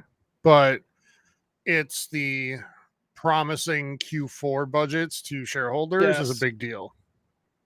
I know why. I'm just saying. I mean, I get it. You're right, and I wish it would be spaced out more. I'm still like I forgot I had Call of Duty, and then last night I remembered. I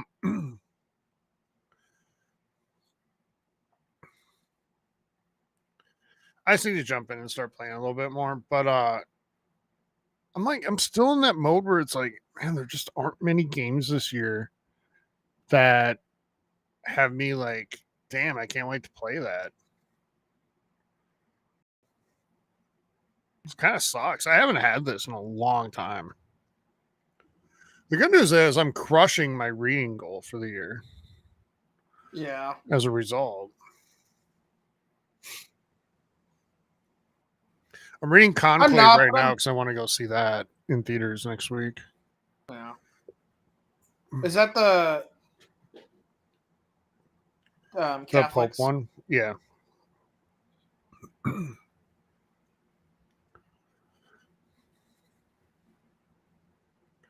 It's hard to read it and not keep comparing it to Angels and Demons. I like that movie. No, that movie's fantastic. And the book is great. I like that whole trilogy, to be honest with you. I thought the third movie was the weakest, but I still liked it. The first one's my favorite, though. I love the Da Vinci Code. I liked the Angels and Demons movie more than Da Vinci Code. Da Vinci Code book is amazing. And I love the jokes in Ted Lasso when what's his face is reading Da Vinci Code. Roy or whatever. I don't remember. And he keeps like telling what's her face. He's like, it's great because all the chapters are so short. It feels like you're just flying through it, and it just makes me laugh because that's what everybody says about Dan Brown books. Because every chapter is like a page and a half, so it feels like you're just flying through it. It does feel like you make progress. It does, and it's easy to just pick it up and read for a little bit. Dude. Some authors I avoid because I know their chapters are like, excuse me, like 80 pages. So Stormlight Archive mm-hmm. is like I like it a lot, but it kind of sucks when you read for 2 hours and you made like 5% progress through the book. I know. It's like 1,300 pages. Are you going to be caught up for the new one? I'm close. I'm almost through book 3. Or I'm halfway through book 3. Maybe a little farther than half. I was going to tell you, by the way, the new Abercrombie book that's coming out next year is already on NetGalley if you want to ask for a copy. And I think it's the start of a new series or a standalone. So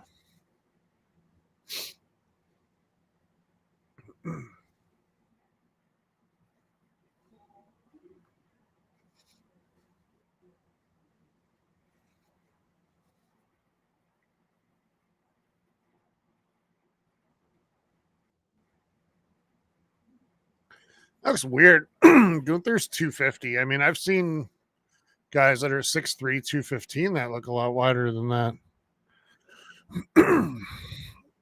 I feel like 250 is small for Gunther, to be honest with you. Yeah. You didn't get the joke either. Oh, yes. Yeah. Now I did. My favorite was the side-by-side between him, that wonderful picture where he's playing tennis, and kind of half bent over. Yes. Side by side against Fernando Tatis without his shirt on, who is 6'3", 215. Yeah. And it's just you said one of these things is not like the others when we talked about the Fatal 4-Way. Also true for that side by side. I mean, it's gonna be fun. Tatis shouldn't lie about his fucking weight like that. Yeah. Come on, Fernando. It'd be fun if Dom wins that Fatal 4-Way. Oh my god, that would be the best. I don't think it will happen because I just don't see Dom against Gunther or Cody in a main event match unless it's on Raw. You know what I love though is the fact that Dom was like, I deserve to be in the picture for this. And he's like, okay, fine. Here you go. Fatal 4-Way against these 3 people. Well, no, the match that he had was Damian on Monday.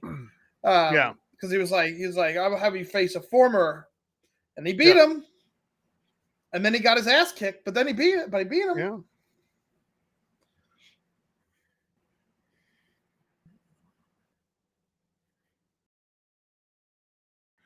Dom is great. His real dad would be proud.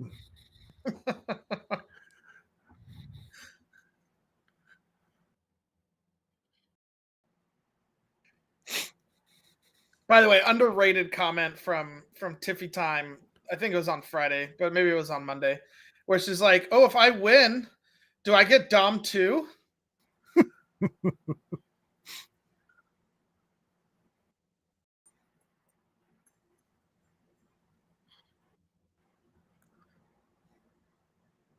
How much of the heel bit with Dom and why people don't like him is because he's Dom and he has these attractive women. Yeah, I think that's totally part of it. Yeah. And they all call him their Latino heat and all that. And they just like play it up so much. Like it's the best. My daddy Dom. Like, yeah.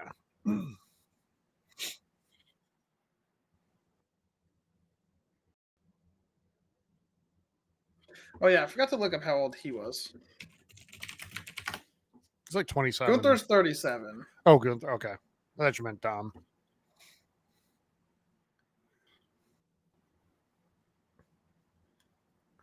Which, honestly, in WWE years is like the beginning of your prime. Yeah. I feel like 36 through like 43 are your prime title years. And after 43, I think the body just starts to reject being a full-time TV person. Yeah.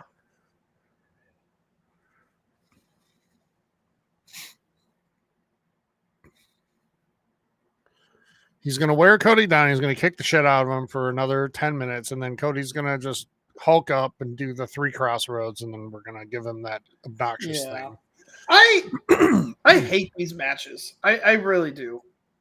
I know they're needed. Like when you say these matches, what do you mean? Like the matches that follow this, where it's slow gotcha. for the first 20 minutes, and then it starts to pick up. But so I like it at when there are major consequences, like at WrestleMania. Yeah, the main event of SummerSlam, things like that. But here, like, it doesn't mean a fucking thing who takes that stupid belt home. Like, it doesn't matter. Yeah. And also, the problem I had with Mania, and it wasn't a problem, but it was like, it's been 2 years of Roman, or more than that. 3 years of Roman. Like, I'm ready for this to be over. I don't want. I've done the time. I don't have the patience for the done hard time build up. Yeah. Well, like, I don't know. I think in a big match like that, what would the ending have been as cool if we hadn't had the build? Like, no, and it like, yeah, I know what you mean. But I think it loses its luster when it happens at every single match. Like, or no, I agree. Like this match, it doesn't need to be that way. Like you can come out and just beat the shit out of each other. But this is where I think like Cody gets in his own way sometimes. He treats everything he's part of as if it has to be this fucking like Picasso of a wrestling match. Yeah. And it doesn't. It's true. Every Cody match feels the same. Yes. Every single one.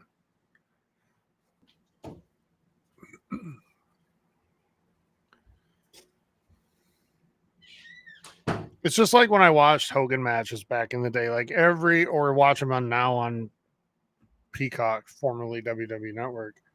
They're all the damn same, like same goddamn match. And I suppose if you're a kid watching that, cool, because you get to see the hero overcome and win in the end. But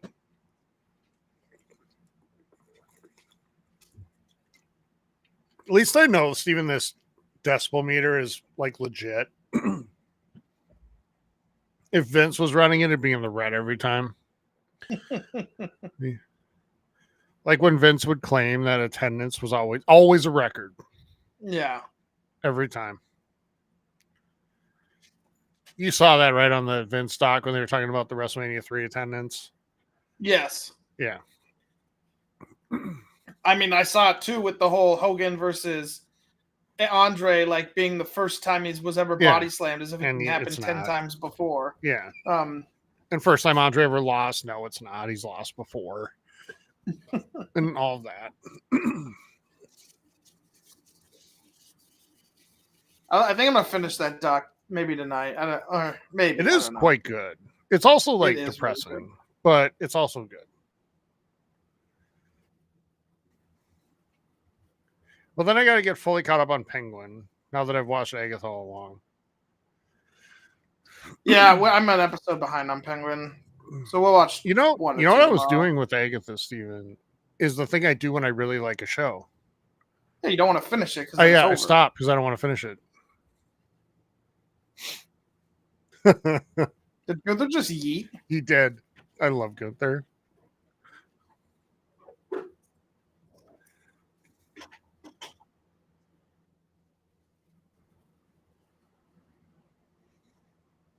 Oh no, they're doing the wave, and that's what he was mocking. Wrestlers like really take offense when the crowd does the wave. Yeah, because it means their match is boring. Yeah.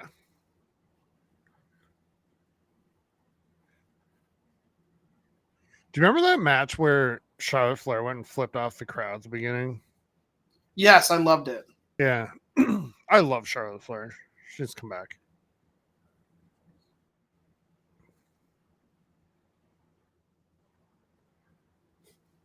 Bye.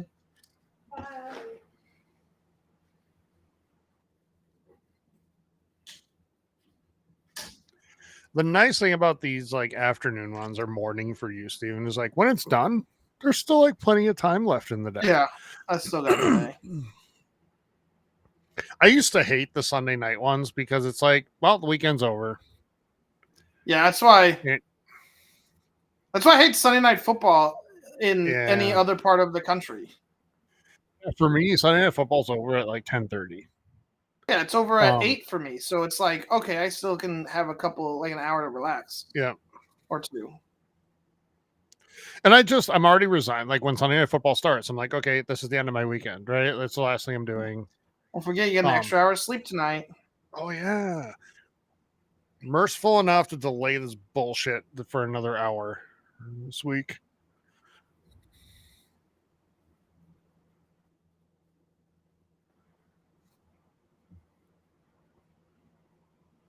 This is the worst match of the night.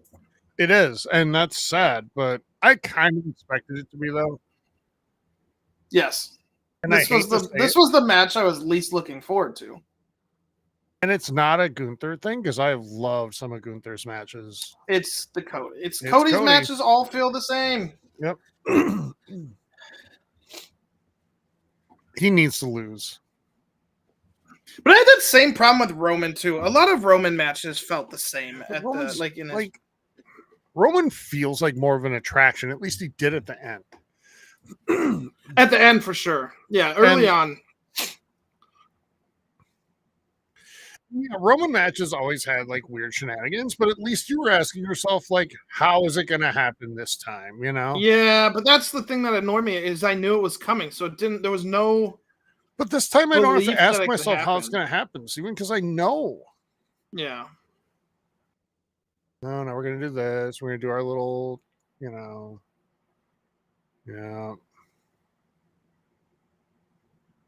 The bionic elbow.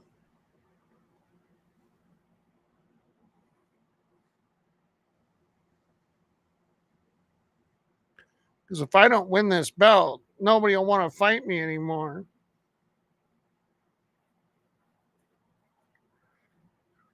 I thought I was going to get caught in the sleeper hold. Cody, it can't end. You didn't hit 17 crossroads in a row. I know. He also hasn't escaped the sleeper. So that's true. See, that's why I thought he was going to get caught. I thought Gunther was trying to catch him in the sleeper. That would have been a very cool sequence. I used to like Cody, and I don't. It's like I still have respect for him in the ring. Yeah, I do too. I don't know. I think you're right. I'm getting tired of him. The shtick is boring. It just is. You know what? I have come to this idea longer and longer, but a lot of people say wrestling needs an off season. And I can go with that. 1 month. But, Steven, I could even roll with the idea of every person needs one at a different time. You could roll with, that would work too. Like, just make me look forward to seeing Cody again. Yeah.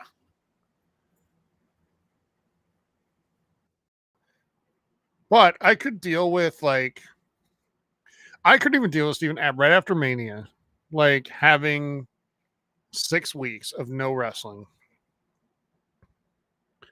or go a week after Mania with the Monday Night Raw and whatever. But see, I think it should be December. I can go with that too. I can. But Survivor Series is the last event, and then you start 2 weeks before the Rumble. Mm-hmm. I would actually move Survivor Series to middle of October. Have basically, or end of October, and then have all of November and December off, the first week of January off, and then start. Have 3 episodes of Raw prior to the Rumble. And I think it's better for the health of the competitors. And it'll never happen because there's way too much money that would be given up. Yeah, and that's why I think your solution of just a wrestler getting a week or Yeah. a month off would be. Mm-hmm.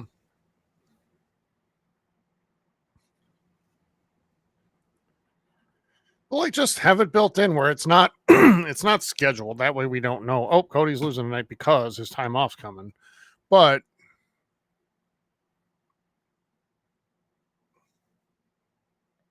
How is Drew coming back as a heel or a face?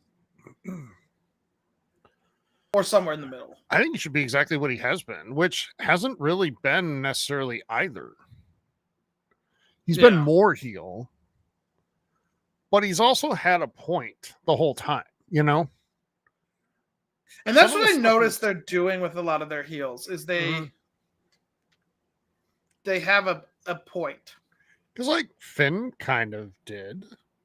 And definitely had a point. And so did Liv. I'll say after the stuff Liv's done has been very heel-y. Yeah. But early on, I mean, Rhea just was reaping what she sowed.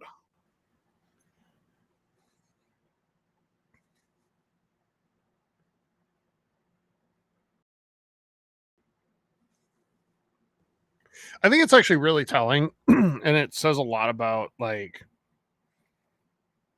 just society in general, but more so Americans, that like the stuff they'll let people they see as good guys get away with.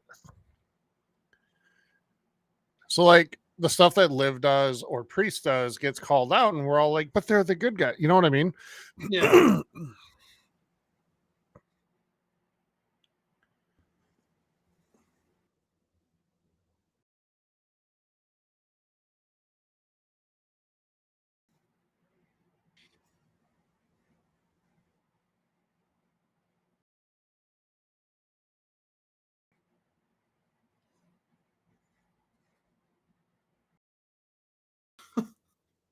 Underrated moment from Raw on Sunday was when R-Truth was walking backstage and he passed Pete Dunne and he was just like, "Hey, Butch."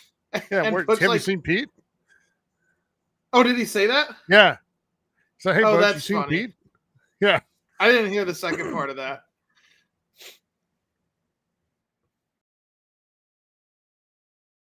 I love R-Truth. He is a treasure, and he is an immediate Hall of Famer too.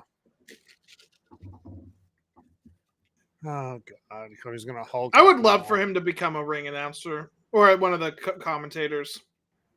Yeah,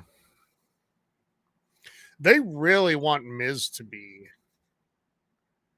Miz would be good too. But every time you they could put have him the there, awesome he's like, Truth.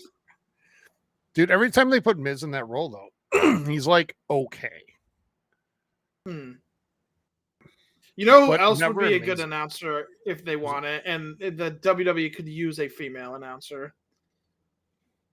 Is who? Bailey. Oh, yeah. Especially put her next to Michael Cole. Yeah, Bailey as heel Bailey, like Karen Bailey. She was the best. God, her and Sasha carried through COVID. On the women's side, for sure. Yep. But they were on both shows. Both shows. All the time. It was impressive. And that's why I didn't blame them for being so upset when the belts got taken off of them really suddenly. Who they lose to? Wasn't it your It wasn't the Iconics. Wasn't?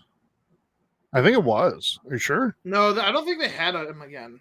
Okay.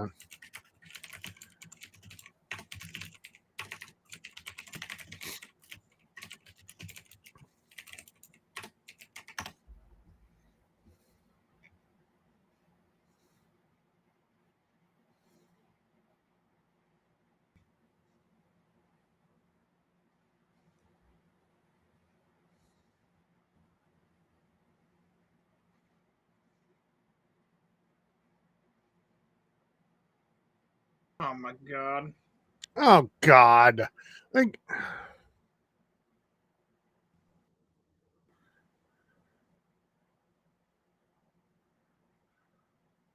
They lost to Nia Jax and Shayna Baszler at Payback, okay. and then immediately Bailey turned on Banks.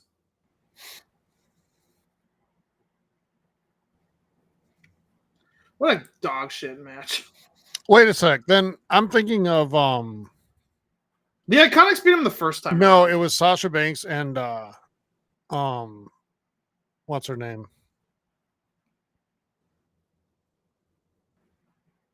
Naomi. When they lost, Oh, they walked yes. out. Yeah. That was a bad match.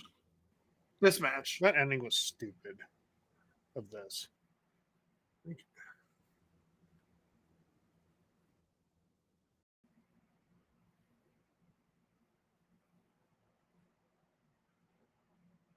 Well, that looked like it hurt like hell. Yeah.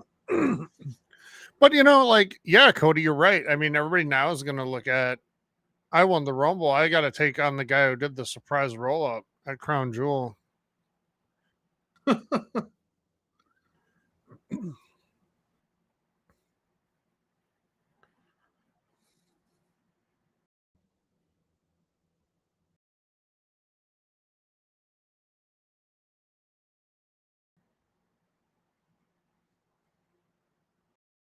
I get why you do it this way because you don't want a Yeah. decisive victory for either one.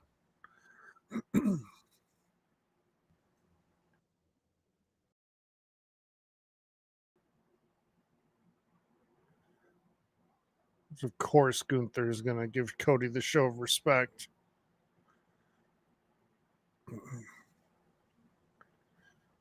His chest's going to be a little red tomorrow. Mm-hmm.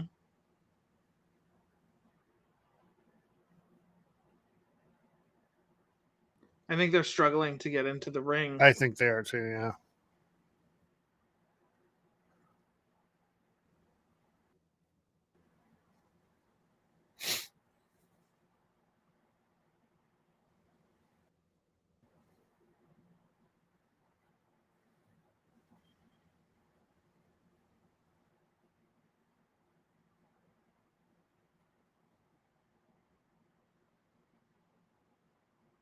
Hmm.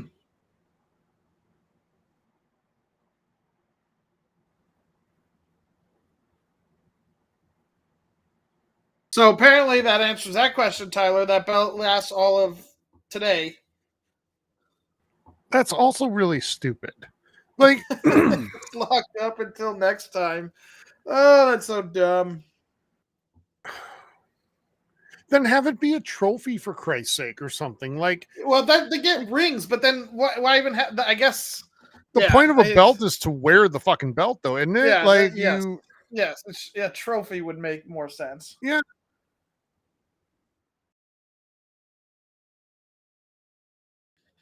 Michael Cole, shut the hell up. You could have it be a golden version of the bone saw that was used for what's his name, Khashoggi He back is in him. 17.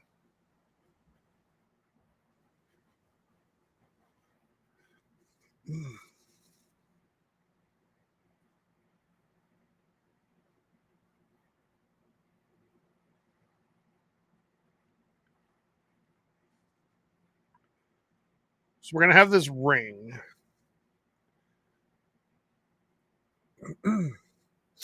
And Raw's in Saudi Arabia Monday, so we'll have, I'm sure they'll have the ring there.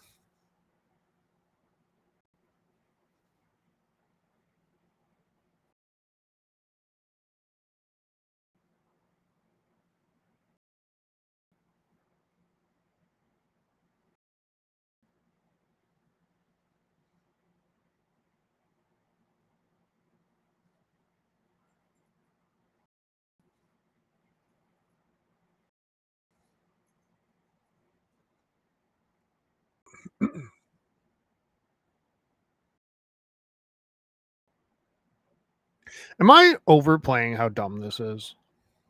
No, it's really dumb. Okay. I just want to be sure I'm not being like a Nick Nancy or whatever. Like, okay, I kind of get the belt like thing because it is wrestling, and that's the so I don't know. I think the belt is dumb, but I guess it's less dumb the fact that it is staying in the vault at the WWE experience or whatever. I mean, cool, but I don't know. I think we should grade the show. Yeah, let's do that. By the way, I'm not opposed to that. Like I think the King of the Ring stipulation is fantastic where Yeah, like that winner now challenges becoming at now Royal Rumble. SummerSlam. Yeah. Like, yeah, it's amazing. I love it. So there are plenty of positive things they've done. This is not, I don't think, one of them. Because I can tell you right now, when we get close next year to this show, I'm gonna be like, oh yeah, I totally forgot that we do that stupid thing. And then we're gonna be here doing the same shit again. So all right. Match by match, Steven. We start with Bloodline v Bloodline. All the shenanigans that we thought were going to happen kind of didn't. Yeah. Including a pretty clean victory. Yeah.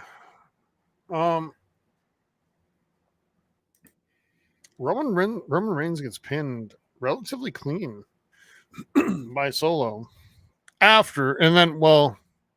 and then gets kicked in the face by Sammy. You know, clearly Sammy was out of line there. Yeah. Well, you got to have a couple things to do for the next couple weeks before they finally make amends, like 2 weeks or a week before War Games. If I'm Jay there, I look at Jimmy and I'm like, really? Do I really have to explain to you? Like, truly watch the video of like, maybe that wasn't intentional, you know? And, yeah, come on. A good match though, better than I thought. I'll give it 3.5 out of 5. Where are you at with it? The same. I'd say 3.5. It was fine. Which, it wasn't by the way, worst like dramatically better than I thought we were going to give for that match. Yes. So, yeah. Up next was which one was next? The Fatal 4-Way? Yes. Okay. So we have the Fatal 4-Way for the women's tag titles. In the end, Bianca and Jade retain. Thoughts on this one?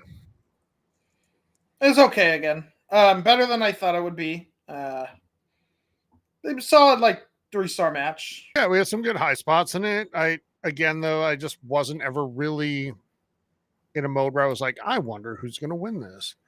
Yeah.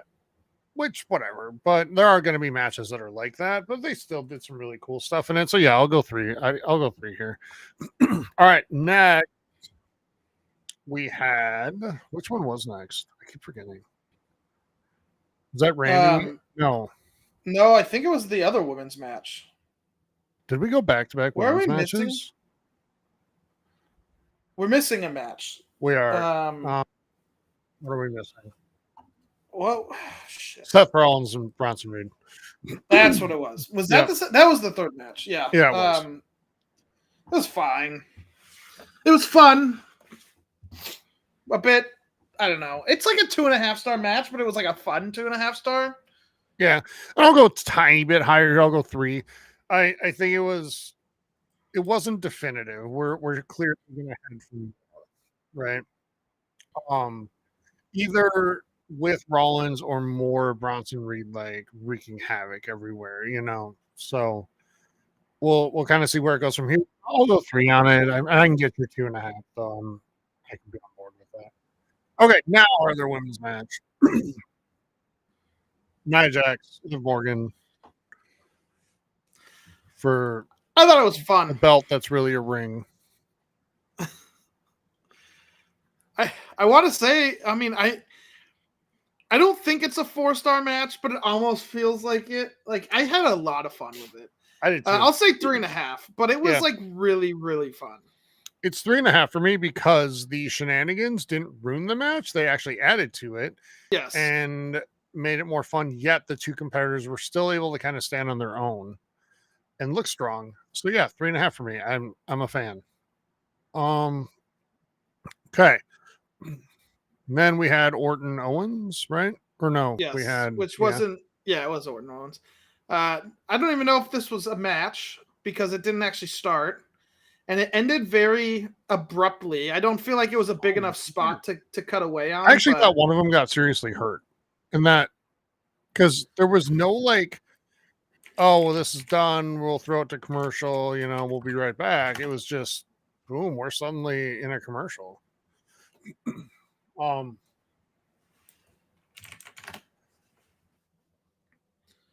For what it needed to be, Steven, I think it was that. yeah, it was. So I'll give it a three stars. And I know like I'm not rating anything a 4 here, but I actually quite enjoyed this show for the most part. Yeah, I think But 3 is still, fine. 3 Again, stars. it wasn't even a match, so but it was fine. Yeah.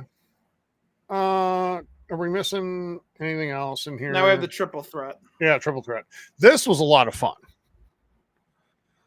I had a good time with this match, and it really, really, really showed off what Andrade and Carmelo Hayes can do. That's what I liked about it the most. I would have personally opted for a different result, but I'm okay with it as it is, as long as we don't waste opportunities with these other two going forward. So I'm actually going to go 4 stars here, and whether or not it's a 4-star match from a like critical perspective, I don't know, but I enjoyed it. I had a good time. I think it's a 4-star match as well. I like that match a lot. It was the best match of the night. Well, it's the most fun I had with the match for sure. That and the women's match was the best. Those two are my favorites. Okay.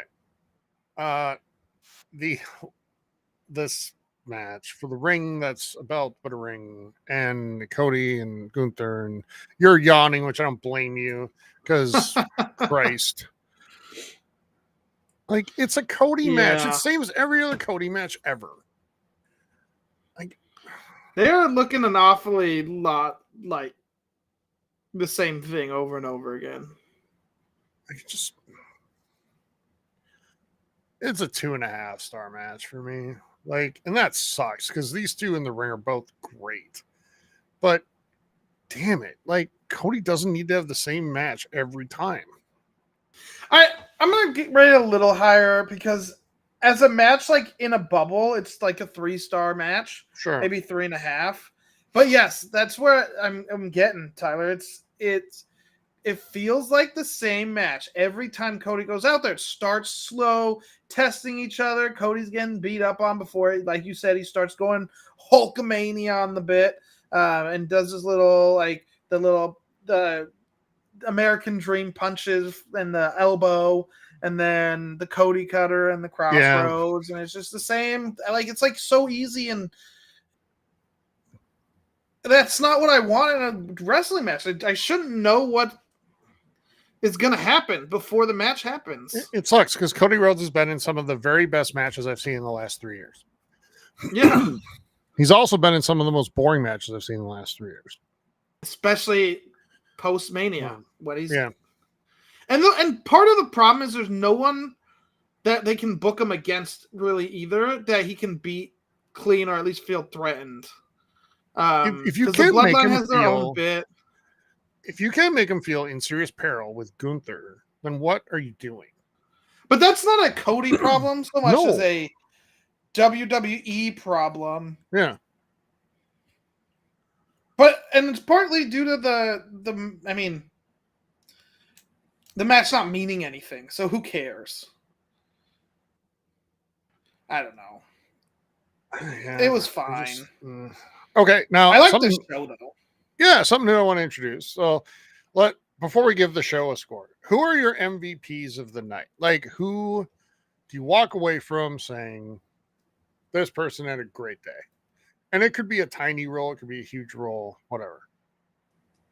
Well, Tiffy Time, because she's so entertaining always. Tiffy Time's on my list as well, for sure. Tiffy Time for sure. I would also say I actually really thought Andrade looked good. He looked a bunch of good spots. So I'm gonna give the second slot to him. Yeah, I'm with you on both of those. I'll throw an honorable mention to Carmelo Hayes because I think he had a pretty good night there as well. And I want to give a little bit of love to Corey Graves, who I think had a good day. He's just fun when he He's plays done better. when he I plays used to the hate him. heel announcer straight, you know, it's fun. And I actually think it's better when he doesn't go super over the top. I Same. think when it's subtly. And also, whenever he reminds me that he's not Pat McAfee, I enjoy that too. And Yeah. that Pat McAfee isn't here. So, yeah, I'm trying to think if there's anyone else that really, really, really deserves a shout out here. Can't think of anyone. Oh, Sami Zayn for really selling that moment well, where I wasn't sure what he was going to. Yeah, I did think he was about to hug him. Yep. So I can go with that. Yeah. Other than that, what do you give this show, Steven? It was a solid 3.5-star show, I would say. I was excited going in. I thought the matches looked fun, and they were. And I know the Saudi pay-per-views tend to be very much like filler and alternate universe type storylines, and I think this one actually advanced a few a little bit, which was nice. And so I just had a fun time with this. I don't know. I think it's one of the more fun pay-per-views from top to bottom. Yeah. In like besides Mania. Mm-hmm.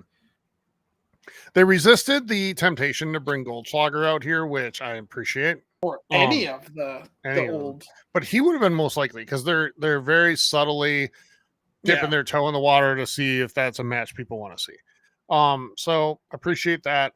I'm with you. I don't want to mirror what you're saying, like in scoring too much, but I do feel it's like a 3.5-star show. Like that to me is great considering that I walk into Saudi shows expecting a 2. So the fact that we got a 3.5 out of today, I'm good with that. I can go with that. So, and Go for Football got a huge win today. So that's also excellent. Bowl game bound, Super Bowl eligible. I know you cared. So, yeah.